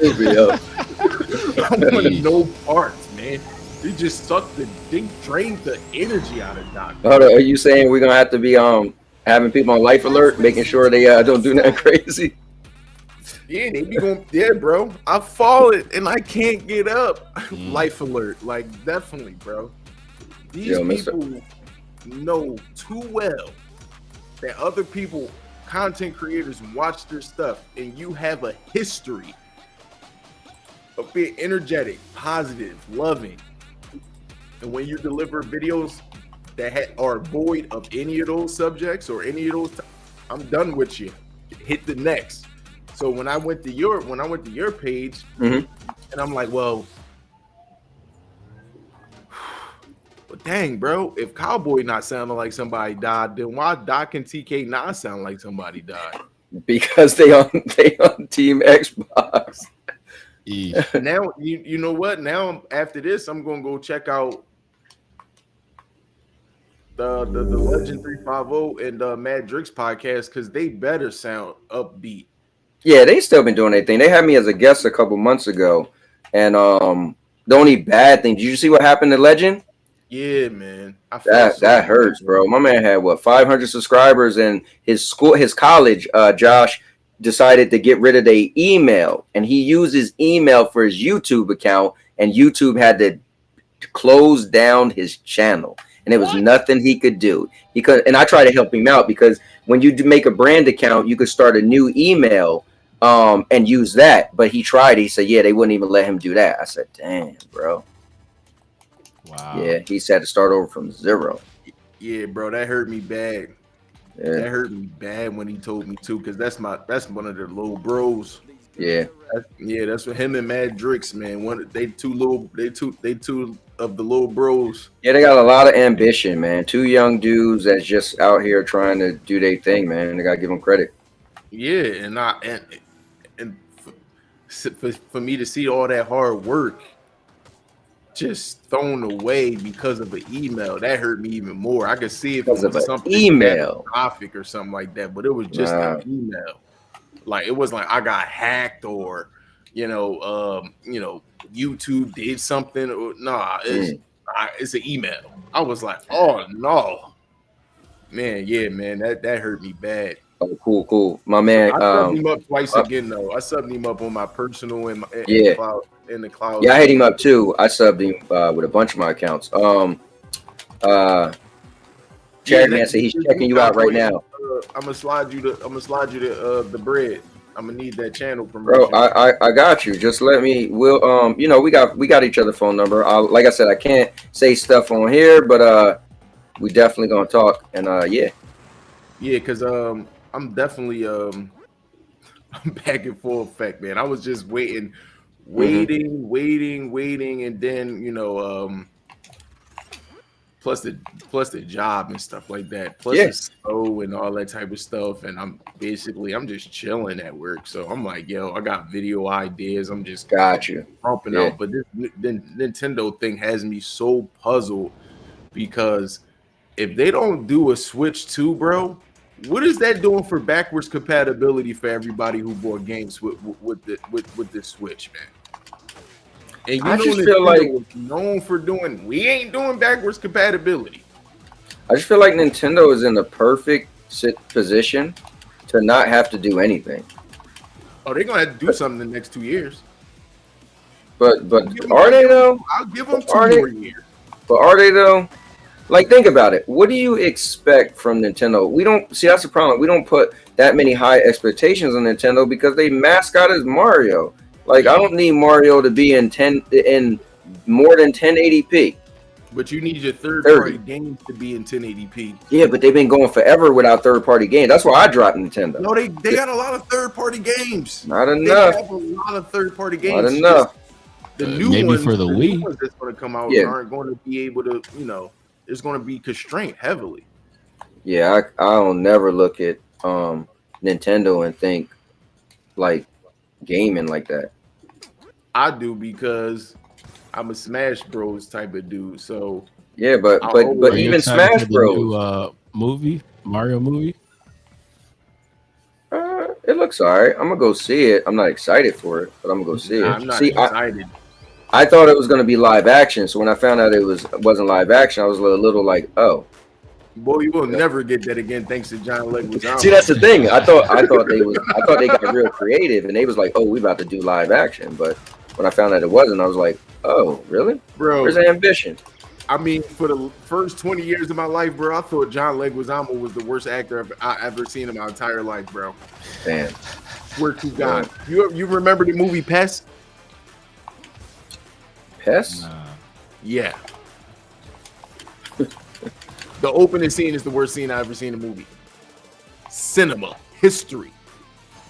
Damn. Data Presents calling it like he from Philly.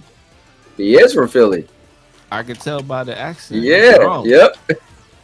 That's funny. He stinks, bro. Like if it wasn't for this past Christmas movie I seen that with John Leguizamo in there, and I was like, all right, you. I mean, his comedy is all right. I seen him perform before. He all right, but I just don't think John Leguizamo. I thought he was the worst actor. Mm-hmm. Well, he was just in it's not called Silent Night. It was called Yeah, I Was it seen Deadly? that movie. Is it Silent Night? Is that the name No, of it? it's Or is not it Violent Night. I know is Violent Night or something. Violent Night? Yes, it's Violent Night. Yeah, Yeah, I seen the movie. You know, yeah, I I seen it. catch mostly everything, Oh bro. yeah, same thing with me. I watched Yeah, this you can. movie named Sick last night after Devotion. Bro, we Pretty good. watched Sick. Was it last night? Yeah, last night, bro. We watched Sick last night. Just last night. My wife was like, "Yo, I want to watch this movie called Sick." I was like, "What?" She's like, "Yeah, it's about COVID and people killing people." I was like, "All right, let's watch it." We watched it last night, bro. I watched it Yeah. last night too. Yeah, It was good, bro. It was unexpectedly good. I was like, oh, all right, I could deal with this. I think Kevin Thompson or Kevin something filmed it, so I was like, all right, I'll give it a shot. He has a pretty good history, so I was like, all right, I'll give it a shot. And Kevin then found out, I was like, I like it. Yeah, it was all right. It was a good little play on the reality of what's been going on. Well, 2 years ago. Cherry said, "I'm a big Nintendo fan. Switch 2 is a must." Yeah. See, Cherry, because now we're having a conversation that I really want to have. Well, you know what's deep is Cherry left Nintendo and got a Steam Deck. So yeah. Well, he didn't leave Nintendo, but he got a Steam Deck. So, and he's been saying after getting a Steam Deck that Nintendo need to do something. I got a video on that Steam Deck versus the Switch. Mm-hmm. I told people that last year. Once people had the Steam Deck in their hands and was able to, do whatever they wanted to with it, Nintendo should be worried. And then people like, no, we shouldn't be worried. We're good. Yeah, until somebody pulled up Metroid Prime. What is it? Metroid Dread. Mm-hmm. Up on the I seen somebody pull up Metroid Dread on the Steam Deck, and I was like, "You're in trouble, Nintendo." Like, yeah, you're in trouble. Like I run all types of emulations on my computer, so like I was just playing Def Jam Vendetta the other day. Woo! Well, I seen you pulling up all the things on your video, all the games. Yeah, I play all the games that you pretty much love or with. God of War 3. Shut up. What you doing to that dog, man? Dog out here, man. I got called Peter, man. She's like the meanest attack dog, man. She hear anything, she flip out. And then you walk in the door, give her a candy bar, and she'll be like, all right, hold on. That ain't no dog, man. That's a kitty cat. Oh no, Josie is serious. Josie will nip Tony. This dog, man. Yo, Cherry, man, we should definitely link up and have this conversation because I really don't think that the Switch is going to deliver with that backwards compatibility with the Switch 2, man. I don't even think it's going to be a Switch 2. I think it's actually going to be a home console. Oh, you think they're going back to that? Name me a console where they're consistent from console to console. What, Nintendo? Or anybody? Nintendo. I mean, they was official. Go up the ladder from the beginning. Nintendo, Super Nintendo. N64. Yeah, N64. Then the GameCube.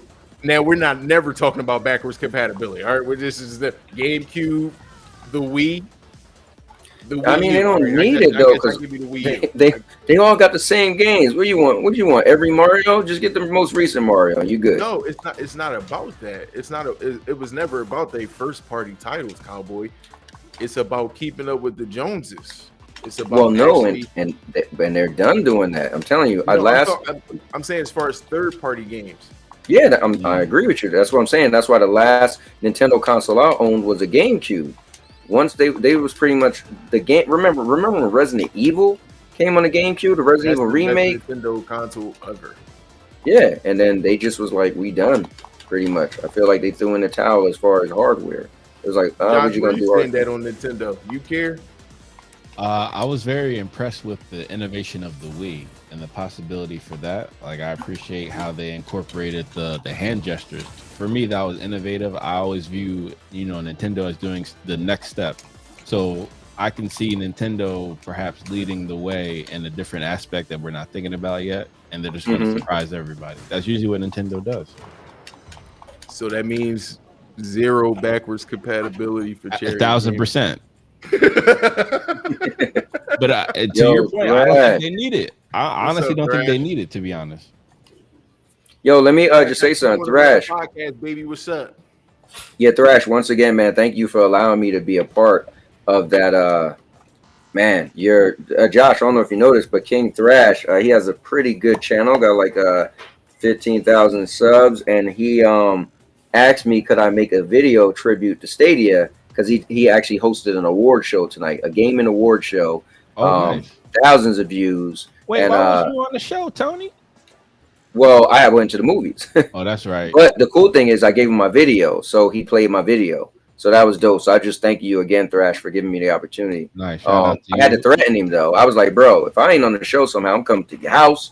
We're going to have problems. I'm going to beat you up in a second. Nah, you wasn't going to his house. Chucky was. Oh, well, there you go. Yeah, you're right. You're right. I watched the show. That's a good show. It is a good show. Chucky.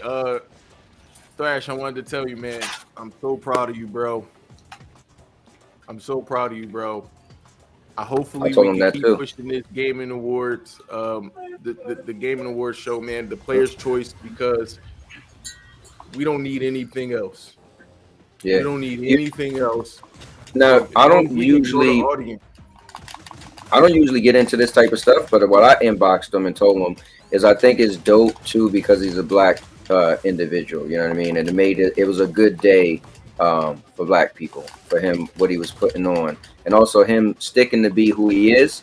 You know, he pride himself on. He's just gonna be the same dude he is all the time, and I give him credit for his channel size and just being who he is, because there's people all over that like all types of media, and let's say if you curse or you whatever, he just stayed him, and he grew his channel to that size just being him. And so he gave an outlet to a lot of people who typically probably won't.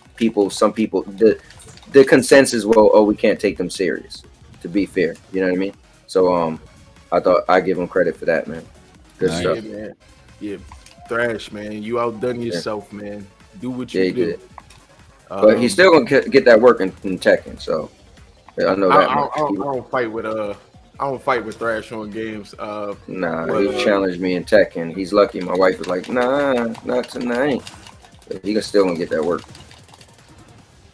I would just appreciate Thrash and what he does for the community. Yeah, man. Yeah, he had me on as a guest on his podcast last week. Sincerely. Nah, man, you are worthy of the praise, bro. It's called bringing people together. Yep. I know you probably didn't do all the work and all the, you know what I mean, to take all the credit and stuff like that. Yeah. But bringing people his idea. Together, you know what I mean? That's where it's at, because these people, these journalists, number one, they fake. That's number one. Let's get out the journalists who cover gaming. They don't even like gaming. Okay, some of these people work for Vanity Fair, New York Times. They're actual journalists. You think they care about gaming? No. So I just appreciate Thrash for giving the community what we ask for every year, but don't get. You know what I mean? That was beautiful. And to see Doc Dark put on that damn blazer. I gotta catch it though, because I was at the movie, so I didn't even get to watch it. I didn't even see my part. I had people hit me up on my Discord like, "Bro, Thrash took one of your old videos." I was like, "Bro, that's not an old video." He asked me, "Could I make that video?" It was like, "Oh, they Thrash. They thought you went to my channel and took one of my videos about Stadia." I was like, "No, bro, he didn't do that." You know, I said, "Look at the logos. That's all my new stuff." They was like, "Oh, that's dope." He asked you? I'm like, "Yeah." Like, that was funny, man. Oh man, yeah, man. I just appreciate Thrash for that one. Oh, Thrash, you, Doc Dark, so many people. Saltiest Gamer. I'm trying to think. Like, I'm trying not to forget anybody. So yeah, y'all dudes have helped me more ways than you can imagine. You know what I mean? And the thanks I get is you lying on me today. God damn. Huh? I said the thanks I get is you lying on me today. God damn. I'm gonna let it go. I'm gonna let it go. Here we go. Hold up. If it wasn't, it's not for the views. We know that, but is it for the opportunity? Nah, it really isn't. It really isn't. Because honestly, I'm not gonna lie to you, and I've been clear. Some people heard me say I can't wait to finish this because I put out there that I want to start a wrestling league, and so I gotta wait till I finish do this. Somebody's like, "What are you doing?" I was like, "I gotta get 22." Yeah, I used to. Yeah, bro, I invited mad people. So I used to do a wrestling league in real life for like 15 years. Me and my brother and my son. Well, my son was a little kid. My nephew was a little kid. My other nephew. We played for like 15 years every Sunday. So I'm gonna have to tweak it a little bit, obviously, so people to make it fair for everybody. But yeah, so I wanted to do it on Stadia, but they never got the game. Actually, that's funny. That was the downfall of me and Stadia. They never got the wrestling game. And people challenged me. They was like, "Bro, what you gonna do if they don't?" When I was super into Stadia, they said, "What you gonna do if they don't get wrestling?" I said, "Bro, if they don't get wrestling, we're gonna have a problem." So when they ain't get it, everybody was like, "What you gonna do, cowboy? You a fanboy?" I was like, "Look, I ain't gonna lie, I kind of got a problem." And I waited, and they ain't never get it. And I was like, "You know what? I gotta get a PlayStation 5 because I need my wrestling." But anyway, but yeah, man, I'm gonna have a wrestling league. So long story short, when you ask me about the opportunity for this, it's cool for me, but 30 days, I mean, I can't believe it don't feel like long, but I do want to play more stuff, right? And I only got but so much time. So it's like, I want to play my PlayStation. I want to, like I did a PlayStation day like 2 weeks ago, and I played like 7 games on PlayStation. I had a ball. Like I downloaded a bunch of games that, that I liked. And so I want to do more stuff like that, but I need to give my time to the Stadia, to be honest, be fair about it. So, but yeah, you're gonna see a lot of different stuff. Plus, I want to do, like you were saying, with the animals and stuff. Not that, but I want to do more non-gaming content. And I keep saying that, and always get pulled into gaming, which I love gaming. But I feel like it's more to me than just gaming. I want to really put on. Come with me, bro. I'll do it. I'll get mauled with you in the woods. No, it's a reservation. It's in New Jersey. No, so listen. Guess what? When I heard you talk about that, bro, is it Howland Farms? I think so. I took my wife there for Valentine's Day 2 years ago. Got a video on it and everything. And she was about to get her head took off. It was like, stand there and take a picture. That wolf was big as hell on this little thing. It just got near and started growling. They was like, okay, you kind of got to move. They let you know when they don't want you around them. Yeah, she almost died that day. Yeah, but it's called Howland Wood Farms, if that's the one you're talking about. It's in Jersey. Yeah, man, when I heard you, I was like, yo, I wonder if that's what you're talking about. But yeah, I'm adventurous. Yeah, because I gotta wait. They usually have a waiting list for it. Like you gotta let them know in advance. Yeah, but you're trying to do the crazy stuff. Huh? You trying to get crazy. Yeah, bro. I got a person who's willing to do the bullet ant challenge. Well, it's me, but they got the bullet ants. My man trying to be like Crocodile Dundee. Actually, favorite person is Steve Irwin, bro. Nah, I heard you say that. Good eye, Mike. You know he died, right? Yeah, good to be replaced, isn't it? By you. Even T'Challa has to be replaced. This is true, though. This is Hashtag true. Recast T'Challa. Recast please. Steve Irwin. You think they're gonna do that? We need a new Steve Irwin, bro. Need a new Steve Irwin. Steve Irwin daughter. I thought she was gonna pick up the mantle and run with it for real. Oh, I thought you heard them. So they said changed T'Challa. Oh, my wife was talking about Steve Irwin's son. She said, yeah, he recast him with his son. She said, he do the same thing as him, right? He ain't Steve though. He ain't Steve though. He ain't Steve. Steve brought this chemistry and charismatic person to the camera, and you fell in love with his accent and how much he loved animals and genuinely cared for animals.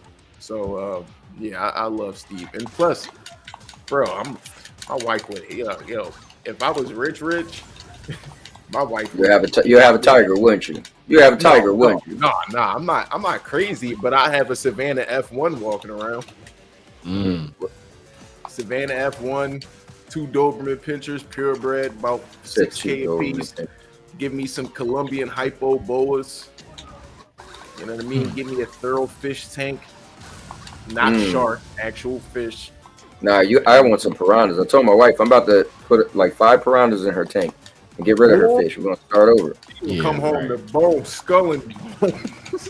For real. If that, she probably just gonna see like the scales just floating at the top because piranhas fish gonna be gone, bro. Yeah, they disintegrate everything. You know, goldfish don't be playing. Yeah. I've seen some goldfish get real impressive, bro. Go like I had couple goldfish, and then I had like different all types of goldfish, and so I'm thinking they just gonna be cool. They start getting up my telescope goldfish, bro. The one with the big eyes. I love telescope goldfish, but is that what they call it? Telescope? Yeah, they call it telescope goldfish. Goldfish. And dudes, they are some pushovers. I'm like, y'all the biggest people in the tank, and y'all just letting these little dudes. You're not gonna put no groupers in there. Nah, you're real. Nah, I was just thinking about some. If I get a big enough fish tank, I would get some more exotic telescope goldfish, like different colors and stuff like that. If I'm really feeling generous, I'll just get a koi pond. Get it. Yeah, my brother got a nice pond. He just bought this nice house in Cherry Hill a couple years ago. My man's house is like, now he have all like the Christmas parties and stuff at his house, and his backyard is like, he turned it into something nice. He got like a little walkway that go out to the pond, and he got 2 gazebos back there and all this crazy stuff. Good stuff though. Yeah, bro, I'm definitely getting into more content other than gaming because I just do what I want to now because life is short. I found out the hard way, right? Yeah. Like so, for real. So I'm gonna just do what I want. I mean, within reason, like within reason. But yeah, all the challenges, getting bit by stuff, I'm gonna do it. Why not? Yeah.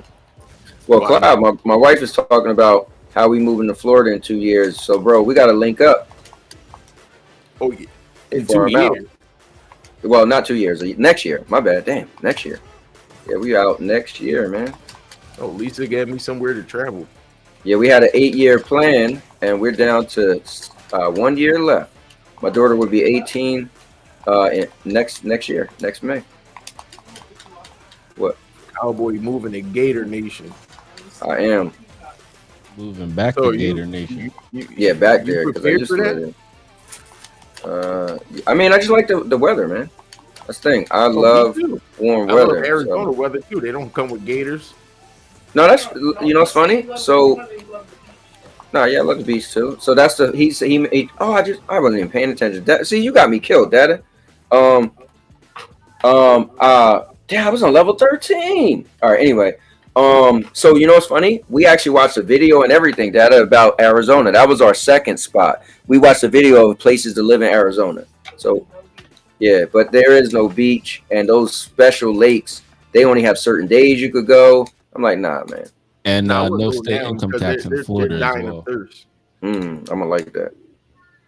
Josh said no state income tax in Florida. So wait, Josh, do they not have to do taxes at the end of the year? Yeah, they got to do taxes. Everyone got to do taxes, Cowboy. Okay. There's only 2 things. But no life, state. Which is death and taxes. Death and taxes. Yeah, because I was about to say stay black and die, but even people like Michael Jackson died and he wasn't black anymore. So you can't even say when people to stay male or female and die because nowadays. Okay, I'm getting out of hand now. I found out zebras can change their stripes. I guess so. Just not organically. Yeah, there you go. Not with their DNA. Nah, man, they switching it up for real. They hitting them with them Diddy remixes, man. Back in the day joints. Take that. And I mean, yeah, man, I'm definitely depressed over a couple things. That TK9 news got me depressed, man. I'm sorry. Yo, you know what's crazy? I looked on your channel and I seen you had a video with him. So I just assumed you knew the whole deal, but then I knew you didn't when I watched you live. And you was like, even TK ain't never leaving Xbox. I was like, oh, he don't know. And then somebody in your chat, I think it was Harold. Harold's like, he asked for his papers for Nintendo. He was like, Nintendo, but I was like, oh, Dada don't really know. oh, he doesn't know. I was like, damn, yeah, he don't know. Yo, man, if Thrash is still in here, we won. Nah, well, that's funny because that's the title of my video when they came out and was like, oh, PlayStation games are got more quality. The title of my video was like, Sony won. And then I had the article in the background with me laughing. Bro, that's why he wasn't nominated for Best Xbox Fan. Damn. Yeah, you can't be. You can't be on that list now. Because I'm sitting up here, how y'all got the Best Xbox Fan and y'all ain't got Kid Smooth or TK9? What's going on? You can't now, my man. You can't be on that list. If you talking about you a free agent, you gotta state your claim. See now when Thrash is in here, I can honestly say I can say this. Man, he talking all my PC junk. Thrash will look at me and be like, man, you know there ain't no platform. Yeah, right. Hub. Nah, but I mean, like you said, didn't you say in your video they got the most exclusives, so they got to be a platform, right? Yeah, but guess what? Those like what's this Dark Light coming out the PlayStation? That's been on Steam. I know, bro. I'm a fan. I watched the content. I heard you say it earlier. So I'm sitting up here like y'all dudes be getting leftovers, man. Listen, and that's why you a turncoat too. So you in the same boat. Nah, you ain't gonna point the finger at somebody else. You was a PlayStation head, now you loving PC, and you got every angle in the book to be mad at PlayStation, talking about I'm still a PlayStation. No, you ain't no damn PlayStation guy. Well, actually, I am. Well, you already know I'm honest about my relationship with PlayStation. It's a couple of things that I'm that's how I wouldn't consider myself a fanboy, because I come at PlayStation all the time. I'm like, yeah, but so what's up with the Discord app? How long we gonna keep delaying that? Well, you know they said March now, so legit is March. They got okay. Thank you. Yes. I got next Discord month already though. Well, I know you've been at Discord before they even did a deal with Discord. So if that's the case, you shouldn't even been mad at all. With Discord? Oh no! Until I like started like. No, I had a Discord but it wasn't like PC Discord. I had it on my phone, but I never was like, oh yeah, let me get it. Now I got full Discord on my PC and all that type of stuff. But yeah, now I feel as though like consoles kind of handicapped. That's it. Well, you know what? I never had Discord until I got into like Stadia, because people, and I never even used my Twitter either. But people was like, oh, that's how we communicate. I'm like, what? So then I got all that just for that. But look, Maker said, rest in peace, Stadia. Maker, what you going to do when Stadia is gone next week? Yeah, all them jokes you got, they're going to just be null and void. You ain't going to know what to do with yourself. Yeah. I feel bad. Those are indefinite right there. He could be like, you guys remember Stadia? Yeah, but you know what it is? It's always like that one whack dude that got the old jokes. You're like, bro, you still talking about that? Like, then you start getting clowned. Bro, you can't say that and then die, bro. Come on. Yo, why do people keep coming at Elden Ring and saying, soon as Jers smell you saying he smell it? Like, why would you say Elden Ring ain't got a story? No, because that's what he took it as. Yeah. I tried to correct him. I said Doc said he couldn't tell you the story. That doesn't mean he's not claiming it is a story. He said I couldn't tell you. It definitely has a story. It's just a different way. They put their stories in their games. It's like you know how you kind of gotta find side quests in regular games. Well, that's how their games are. You kind of gotta find the story. Well, it's just like the Pulp Fiction thing. You gotta mash all those things together, those scenes together in your head. It's not a linear movie. Damn. So you have to mash all those scenes together. So yeah, me personally, I'm like, bro, I'm one of those people who play Elden Ring with you. I know it's a story. I know. I've been through the story with him. But you have to admit, though, right? If we keeping it real here, traditional video games, the Elden Ring does the story differently. So if let's say somebody brand new just played Elden Ring, right? Like I did, when I played it, I was like, wait, what's the story? Right? Because it's not traditional where, oh, the story's laid out from you from the beginning. Like they tell you that whole little thing that Jerz put in his video. That was cute. But you're listening like, okay, now what? And then after that, it's like, mother effer, you better figure it out. Well, I'm gonna figure out the story. Like you're supposed to give me the story. No, we don't give you the story in this game. You gotta like progress the story. Like what type of stuff is that? I mean, hey, everybody has a different form of storytelling. That's true. But I just want the Elden Ring community, like you and Jerz, to be real about it. Who was real. I was defending Doc. I'm like, yo, he never said that it was no story. Yeah. That he couldn't tell you the story. And that's okay because he enjoyed the experience of the game. Yes, he did. Yeah, and I did too. But for me, it wasn't about the story. For I understand the story. Mm-hmm. I know the story, but it wasn't about the story for me. It was the gameplay for me. Beating a Souls game, being able to destroy bosses and stuff like that. That was the chip on my shoulder. Because Sekiro hurt my feelings as a gamer. I felt as though I couldn't even be playing games no more after playing Sekiro. I'm like, maybe I'm getting old. Maybe I'm hard. I just actually started getting into that. So, but yeah, I just appreciate it for what. Yo, are we playing Hogwarts or what? Oh, Josh, that's one of Josh's favorite. Yeah, Josh is locked and loaded with that. Yeah, because he around my age, baby. You already know what's up. If you wasn't a J.K. Rowling fan, I don't care what they saying around. I know you see Slytherin over there. I know you see Slytherin over there right next to Wakanda. You feel me? So we are Slytherin brothers. Word. Yeah, good. Because I don't want I don't want to be walking around with no Hufflepuff. Well, I don't want to be the bearer of bad news, guys, but it's not multiplayer, so yeah, that kind of. But again, it doesn't need to be multiplayer. I'm a guy who loves Assassin's Creed. They just added multiplayer for for gamers like you, which I respect. They trying to get more of the pie, but I don't need multiplayer personally for the game. No, I was just saying because Cloud was like, "Yo, we're gonna play together." I'm like, well, about that. Playing like. Okay, got you. That's the move, because a lot of people been hating on this game lately, and I'm like. Yeah, got a lot of nonsense going on with the game right now. I don't know why though. I mean, just appreciate what you're getting. You're getting the whole Hogwarts world with Hogsmeade and different. No, it's a little deeper than that. They talking about the transgender and stuff like that. It's becoming a big thing. That's that woke, cancel culture. I ain't with that. That's corny. I'm sorry. Yep. I mean, again, she's not trying to offend people. From my opinion, she had Dumbledore. She created Dumbledore as gay, right? So I'm like, come on, like she has her own perspective. We all have our own opinions.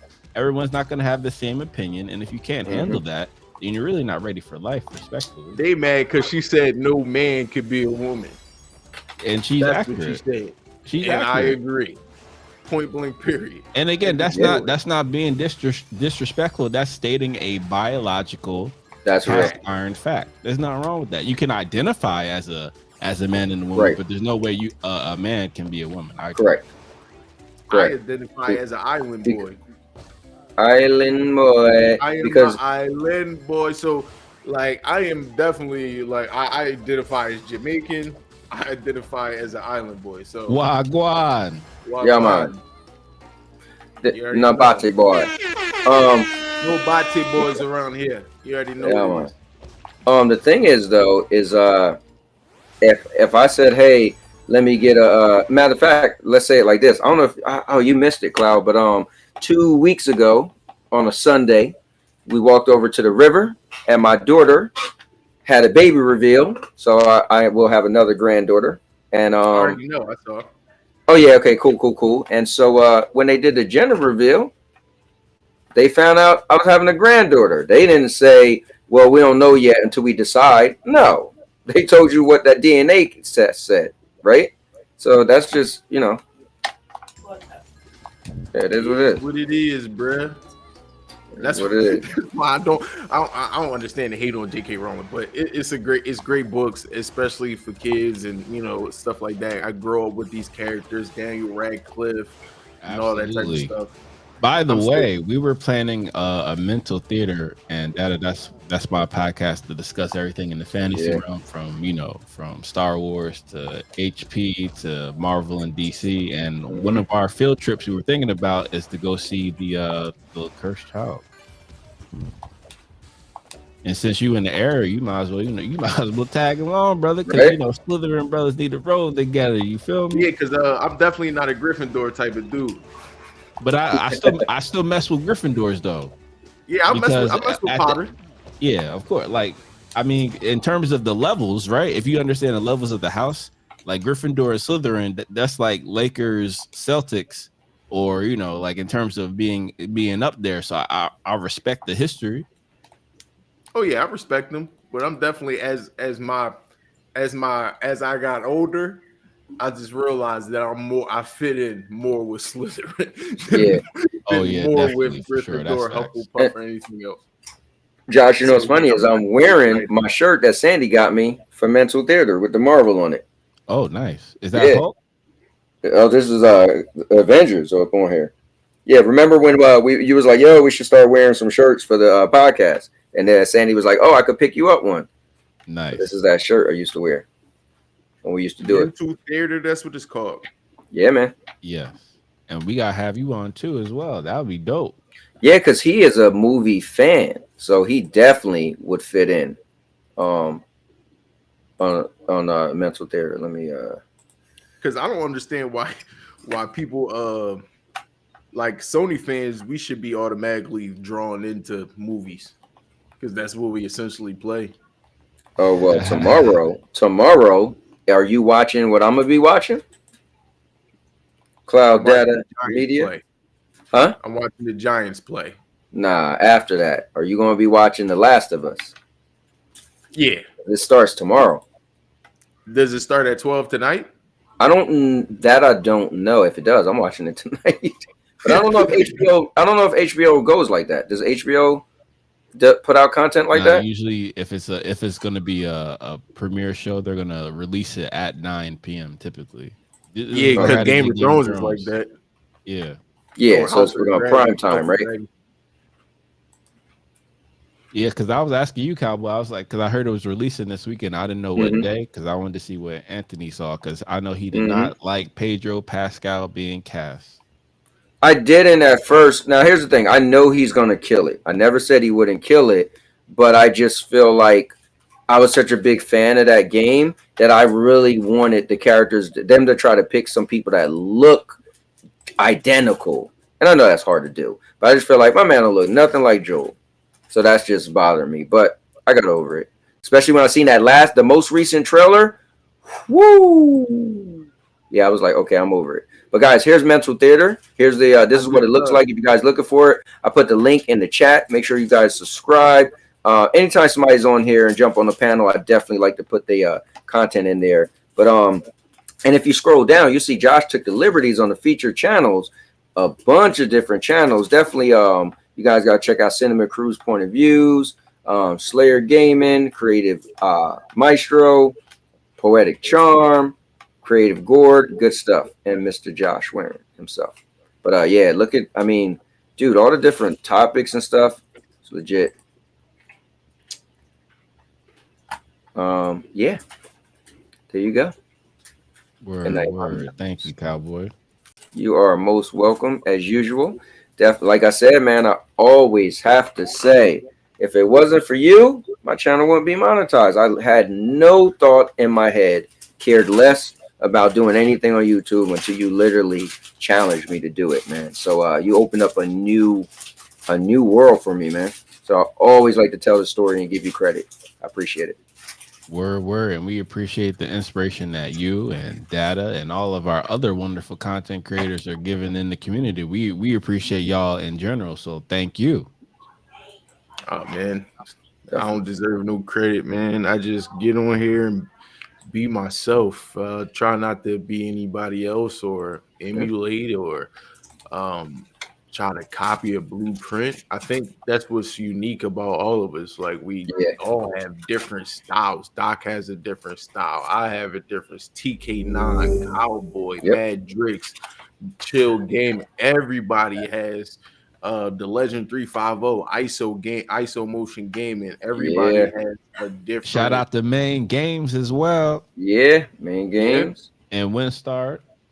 And Doc Dark 1985. Cherry Man Gaming. Mr. Herbero, whenever he come out with a channel.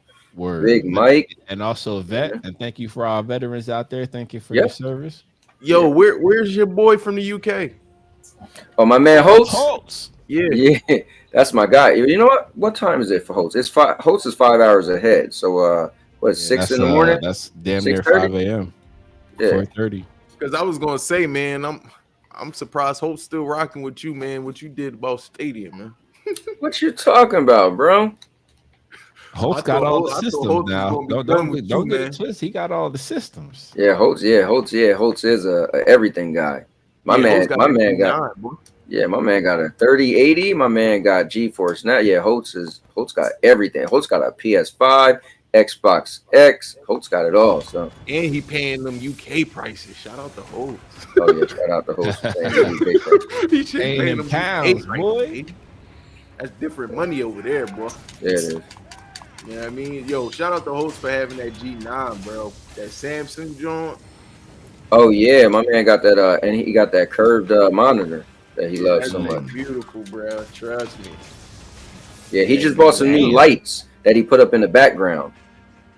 Yo, when Holtz gonna start a channel, man? Yo, everybody say that to him, and he was gonna do it, didn't do it. He started calling himself, "Oh, I'm just a panelist." It was like, no, Holtz, we want you to do your own thing. So you know what that is? Fact. Holtz is like, chill. I gotta strangle him to make a video. Like literally, sometimes like Jerry's be like, "You think I should make a video on this? Why are we talking about it? If we hadn't discussed it, that means you should do it." Oh, by the way, Holtz was also thinking about coming over here either by the World Cup, for the World Cup, or even before the World Cup, and then also for the World Cup. So I'm very excited about that. Yeah, I was just talking to him about that. Yeah, that's my guy, man. Football fan, huh? Oh, as am I. I got my Manchester United right behind me, right there. I was thinking about getting into the football thing. It's just that I would have to rep. What's my team called? The Philly. What are they called? Philly Union. Yeah, the Union. They're pretty good. Don't we have Freddie Adu? I mean, if we're gonna, that would be like comparing LeBron to someone who's underneath the D League, respectfully. No, I'm saying like for USA. I mean, maybe once upon a time when he was like first coming up. Oh yeah, when he was a kid phenom. Yeah, when he was the wonderkin, but now, nah. Not so much. Cloud, see, I got Sekiro on Cloud. Pele. Oh yeah, Pele the King. I mean, that's the reason I got into soccer or football, if you will. The first jersey I ever had, my parents got for me as an infant was the Pele jersey. Pele was dude. Yeah, Pele that dude. Did you how far did you get in Sekiro? Not far at all. Okay. Did you I was gonna ask you, did you kill Lady Butterfly? Damn. That's where I'm at now. Well, y'all ain't gonna get me. Come at me. I really am in battle with this game because it's like it's up my alley. It's hard as hell. It's like, oh, you a Tenchu fan? Oh, you like Ghost of Yo, bro, hold up, pause real quick. Yo, the other day I was trying to tell people, like, bro, the person who made this had to have liked Tenchu. I went and looked up the PlayStation 1 trailer for Tenchu. Bro, it's like the same damn game all these years later. I was trying to tell somebody. If you like, that's why I like this game, even though it's like crazy hard, but I still mess with it because it reminds me of Tenchu, just sneaking up, stabbing them violent deaths, blood just spilling out. Like I'm about to get this dude from off the roof. Yeah, so like right up my alley. Damn. You seen my background for my screens and stuff like that. I'm a Bruce Lee fan. I'm a B Water type of dude, adapter doc. Like I'm definitely into the Asian culture. You can tell by my old boy, you know what I mean? I love a lot of Asian Trust me, if I could, I'd eat white rice every day. I love white rice. Yeah, I'll eat it by itself too. And since I know you get tapeworms from sashimi, I don't really eat it all the time. But yeah, I would eat it every day if it wasn't for the tapeworms. But yeah, I love this type of genre of game because it's far few in between. Now that you have like the Wukong coming out, and then you have I think the people who created From is not I don't think it's From. Maybe it is. It's not. You talking about Wulong? Wulong isn't. No. No, not that game. It's another game just like this that I think is like supposed to be from like the producers of From or something, like producers of like some from software. I think it's a couple of developers from them. But yeah, this is literally supposed to be up my alley, but this game is treacherous, man. Yeah, man. It's unforgiving. I can't believe I'm even still playing it. So I got it gifted to me. I was a part of this it was the most popular Stadia thing. It was called Stadia Source, and they gifted me the game. So I would mess with it here and there, like, damn, this game too hard. But then this dude from Canada, Rudigs, he was like, bro, he was like talking me through it. And I beat a bunch of bosses. I beat this one boss, I didn't even get touched. I'm like, yo. So now I'm at this character, which is like supposed to be one of the hardest. And he was trying to explain to me how to beat her. But I don't know if I'm gonna be able to beat her because she is. I like it so much though. I'm thinking about getting it on PlayStation. Oh yeah, it's dope on PlayStation. That's where I got it at. So, well, my next question, like, so when you're playing this game, like, I don't like breaking controllers no more. Like, that's where I get with, like, this game had me about to break a control, like my PlayStation 5 controller, and you already know, like, how much these joints be called, like how much these joints cost, bro. Like, I think these joints is like 70, 75. Yeah, 75 for the color ones or whatever. Like, I don't have time to be breaking a whole controller.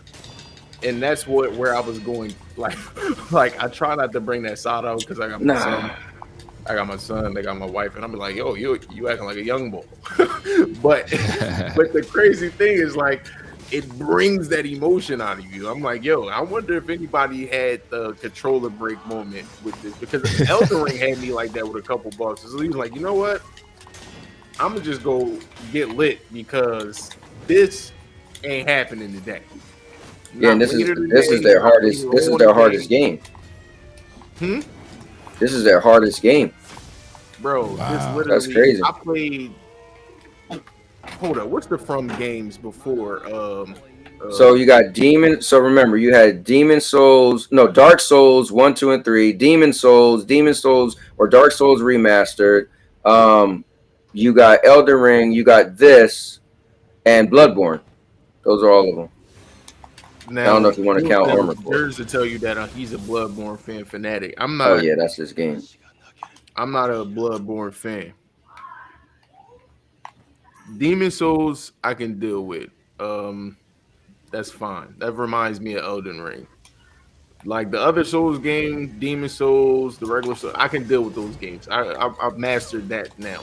But this is where I have trouble at. And I'm like, you're talking to a dude who runs through Sifu, who runs through Ghost of Tsushima, no problem, like easy blown, like Sifu. When Sifu first came out, people was having trouble with it.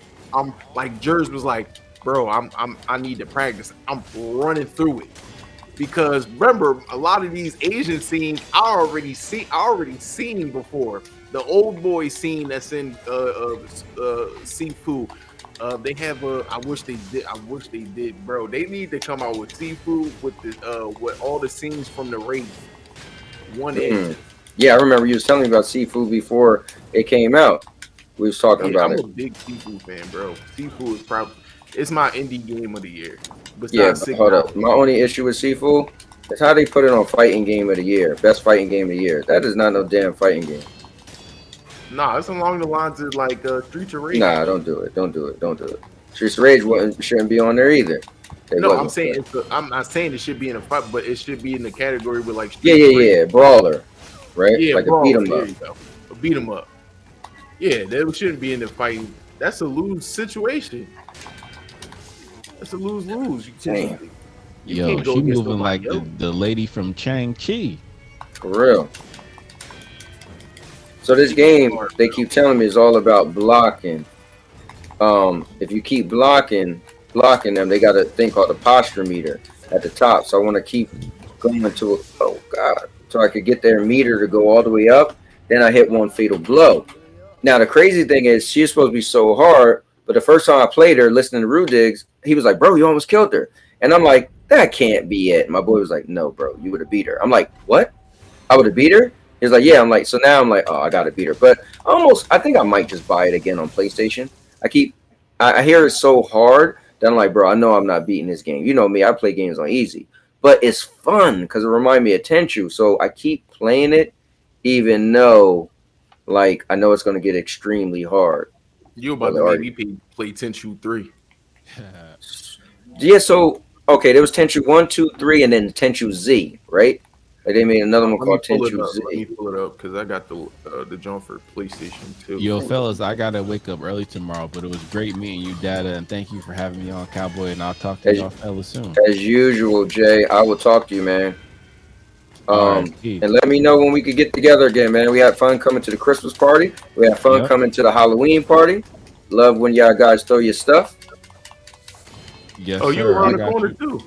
Oh yeah. He's not far from me. He's a half an hour from me. So we actually like get together. I went to Christmas and Halloween. Down the road for me. Yeah, so a little bit further from you. No. In the opposite direction. So up the road. We're up the road for you. Yeah, I kind of messed up on that one. Cloud messed me up. No, it's called Tenchu 3 Wrath of Heaven, Tenchu 4 Fatal Shadows. Okay.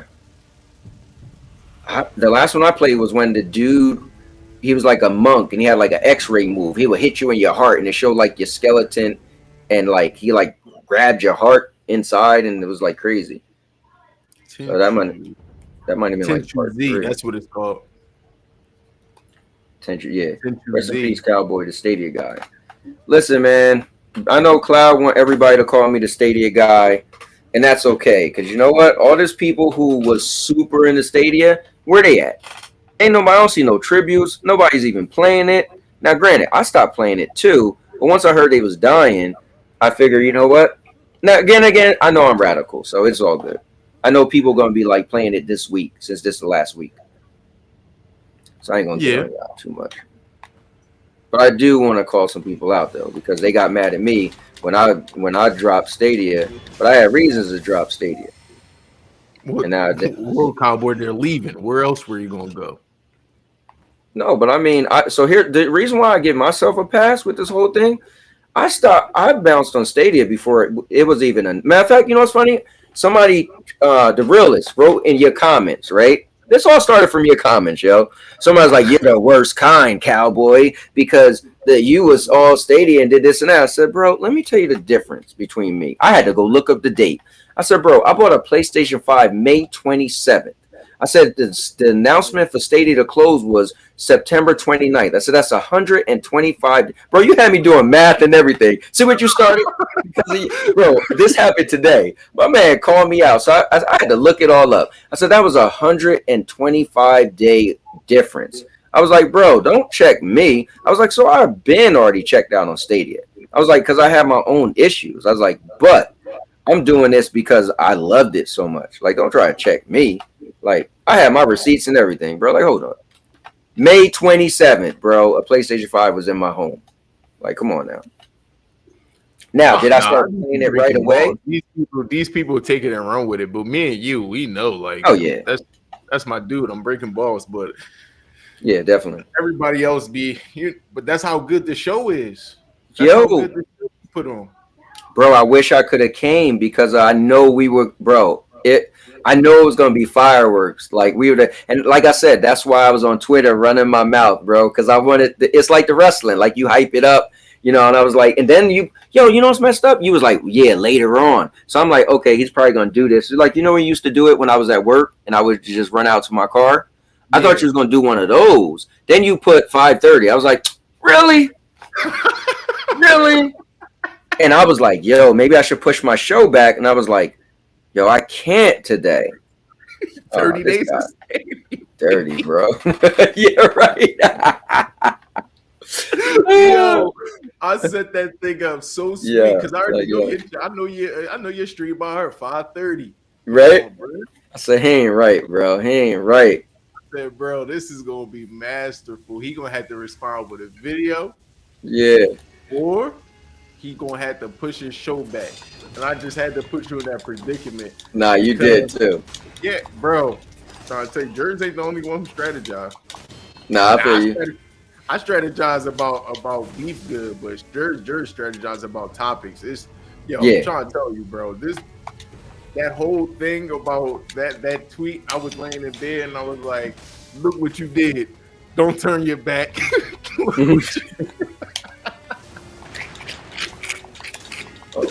I said Cowboy was Ray J. Oh my God. Yo, I was cracking up, bro.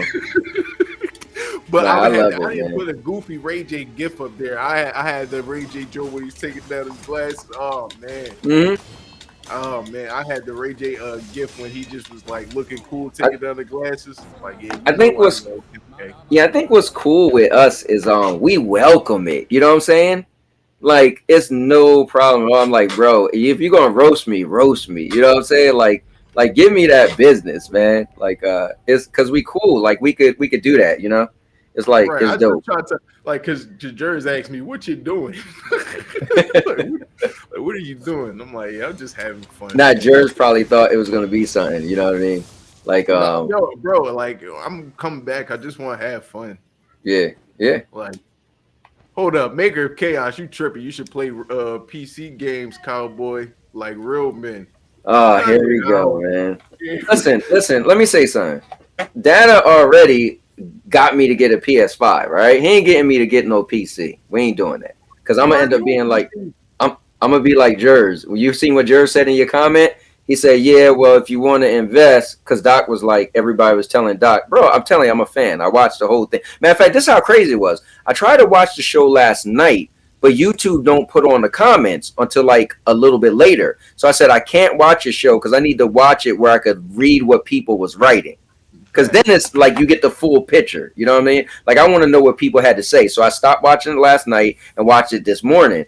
And they was like, nah, Doc, you could get this one thing, a Ryzen, whatever. That's, it's pretty cheap, but you can't use NVIDIA and blah, blah, blah. So Jerz was like, yeah, but you was like, yeah, Doc, you don't need the craziest thing. But Jerz was like, yeah, but if you want a future proof for like past 4 years, and see, that's where my mind is at.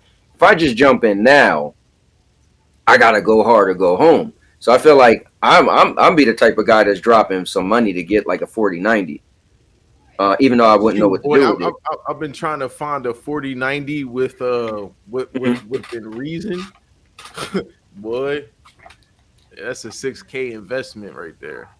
Yes.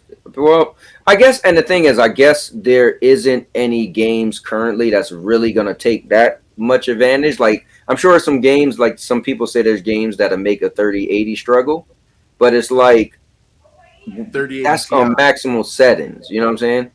You need a 3080. Like, it's a difference. Like, it depends on what monitor you're playing on too. Like, Maker Chaos, like, they don't explain when they should just say, "No, you got to play PC games." You have to explain to people, like, hey, it depends on your whole entire setup. It goes hand in hand. So if you're walking around with a 1080p screen, but you got a 3080 Ti, I'm like, bro, you need to update your daggone monitor if you want to take full advantage of your. Well, you know what's cool? I mentioned you the other day, bro, before you even came back. I said, here's the thing. You know what I said? What Jerz and Cloud told me. I mentioned this before you came back. I was like, they both said, bro, you got a PlayStation 5. Now you got to upgrade your TV or get a monitor. They was like, because now you can't just play it on your old TV. And they made that clear from the beginning, because then you're not going to be able to see the new power you got. So what I did, I got this monitor, and it made sense, because the reason why this is why I brought you up. Somebody wrote, and I see you, Rudiggs. I'm going to get to you real quick. Somebody wrote in my Discord, they was like, I think it was Mr. Urbanor. He was like, do PlayStation 5s look better than PS4 games? I was like, I mean, if you playing on the same TV that you've been playing on, then you probably won't see the big difference. But if you upgrade your TV so you can take advantage of, you know, the more power, then it's not a crazy difference, you know, because I don't think the developers are really that gifted, or not gifted, but they're really not, you know, it's like every cycle of the new Oh yeah, hardware, right? towards the end is where you get all the Yes, stuff yes, thrown at you. yes. So yeah, but yeah, I brought you up the other day because you know, and I'm glad I got the monitor. Now, some people say it's overpriced, but I get when I was looking at all the monitors, what this had, like the 96 knitting zones. Bro, I had to learn all this stuff. I ain't know none of this, but this had, you know, I got everything to V-Sync and 96 knitting zones. So that's what gave it a little bit more over what was out at the time. Plus, it's a Sony monitor, so I would figure the cool thing is anything the PS5 could do in its lifetime, this monitor is gonna be able to handle that and more. So I'm future proofed as far as the PlayStation 5 and a high end PC. Well, not if you're getting crazy with the hertz, like 240 hertz. I can't do 4090s. 4090s are people, because people like these people out here be capping. PC community is a cap community because most of these people are not even walking around. I just brought my son a 3050. Oh yeah, I heard you. Yeah. So most of these people not even walking around with my son's graphics card. So these people are walking around with 1650s, 2070 supers, and they're running games at what? Probably 1080p, 89 hertz, well 80 F plus, 90 F plus. So I'm running the game. So if I wanted to take it down to 1080p, I'm running the game at 144 hertz, and I got a 3060. So I'm fine. I'm in that sweet spot. Now I could boost it up to 1440p, and then I can go, you know, down to 100, maybe 90 frames. I'm fine. Yeah, and I think what's cool is what you said on the show too. You was like, "Who cares about ray tracing?" You said that was never a thing. So it's some stuff that you don't have to do to really like kill yourself. Rudy said, "What's up? You're late." Pushing it. First of all, Cowboy, does anybody tell you how your eyes are viewing this at a certain distance, or how many pixels are on the screen that your eyes can pick up? Most of this stuff you can't see in 4K. Yep. You can't see in 8K. So when people be like, "Oh, you need this, you need 1080p that," I'm like, you really just need something that keeps you above board, and that's it. Don't try to like. I try to tell, like, once Jers was like, don't try to compete with bigger YouTubers and all that type of people. They sponsor, they get sent stuff. And all that's real stuff. So he was like, don't try to compete with them with a 4090 and all this. He was like, that's a waste of time. Just get something that's right in the sweet spot.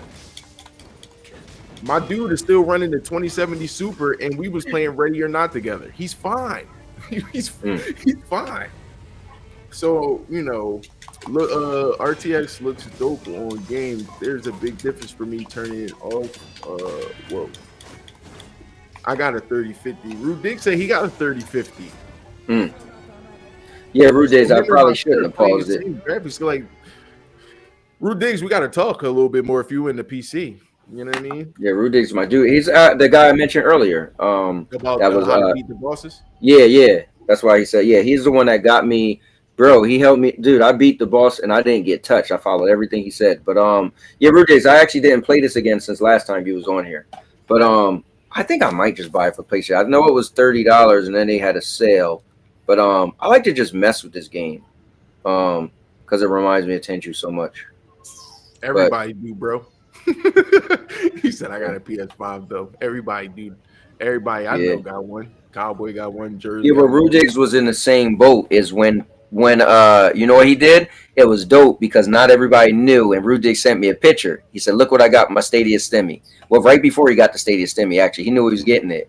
My man had shown me a picture of a PlayStation 5 sitting in his car. I said, "Yeah."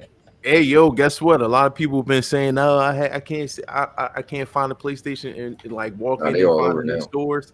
You can get them I now. can. No, they out now. Sony made it clear. I can.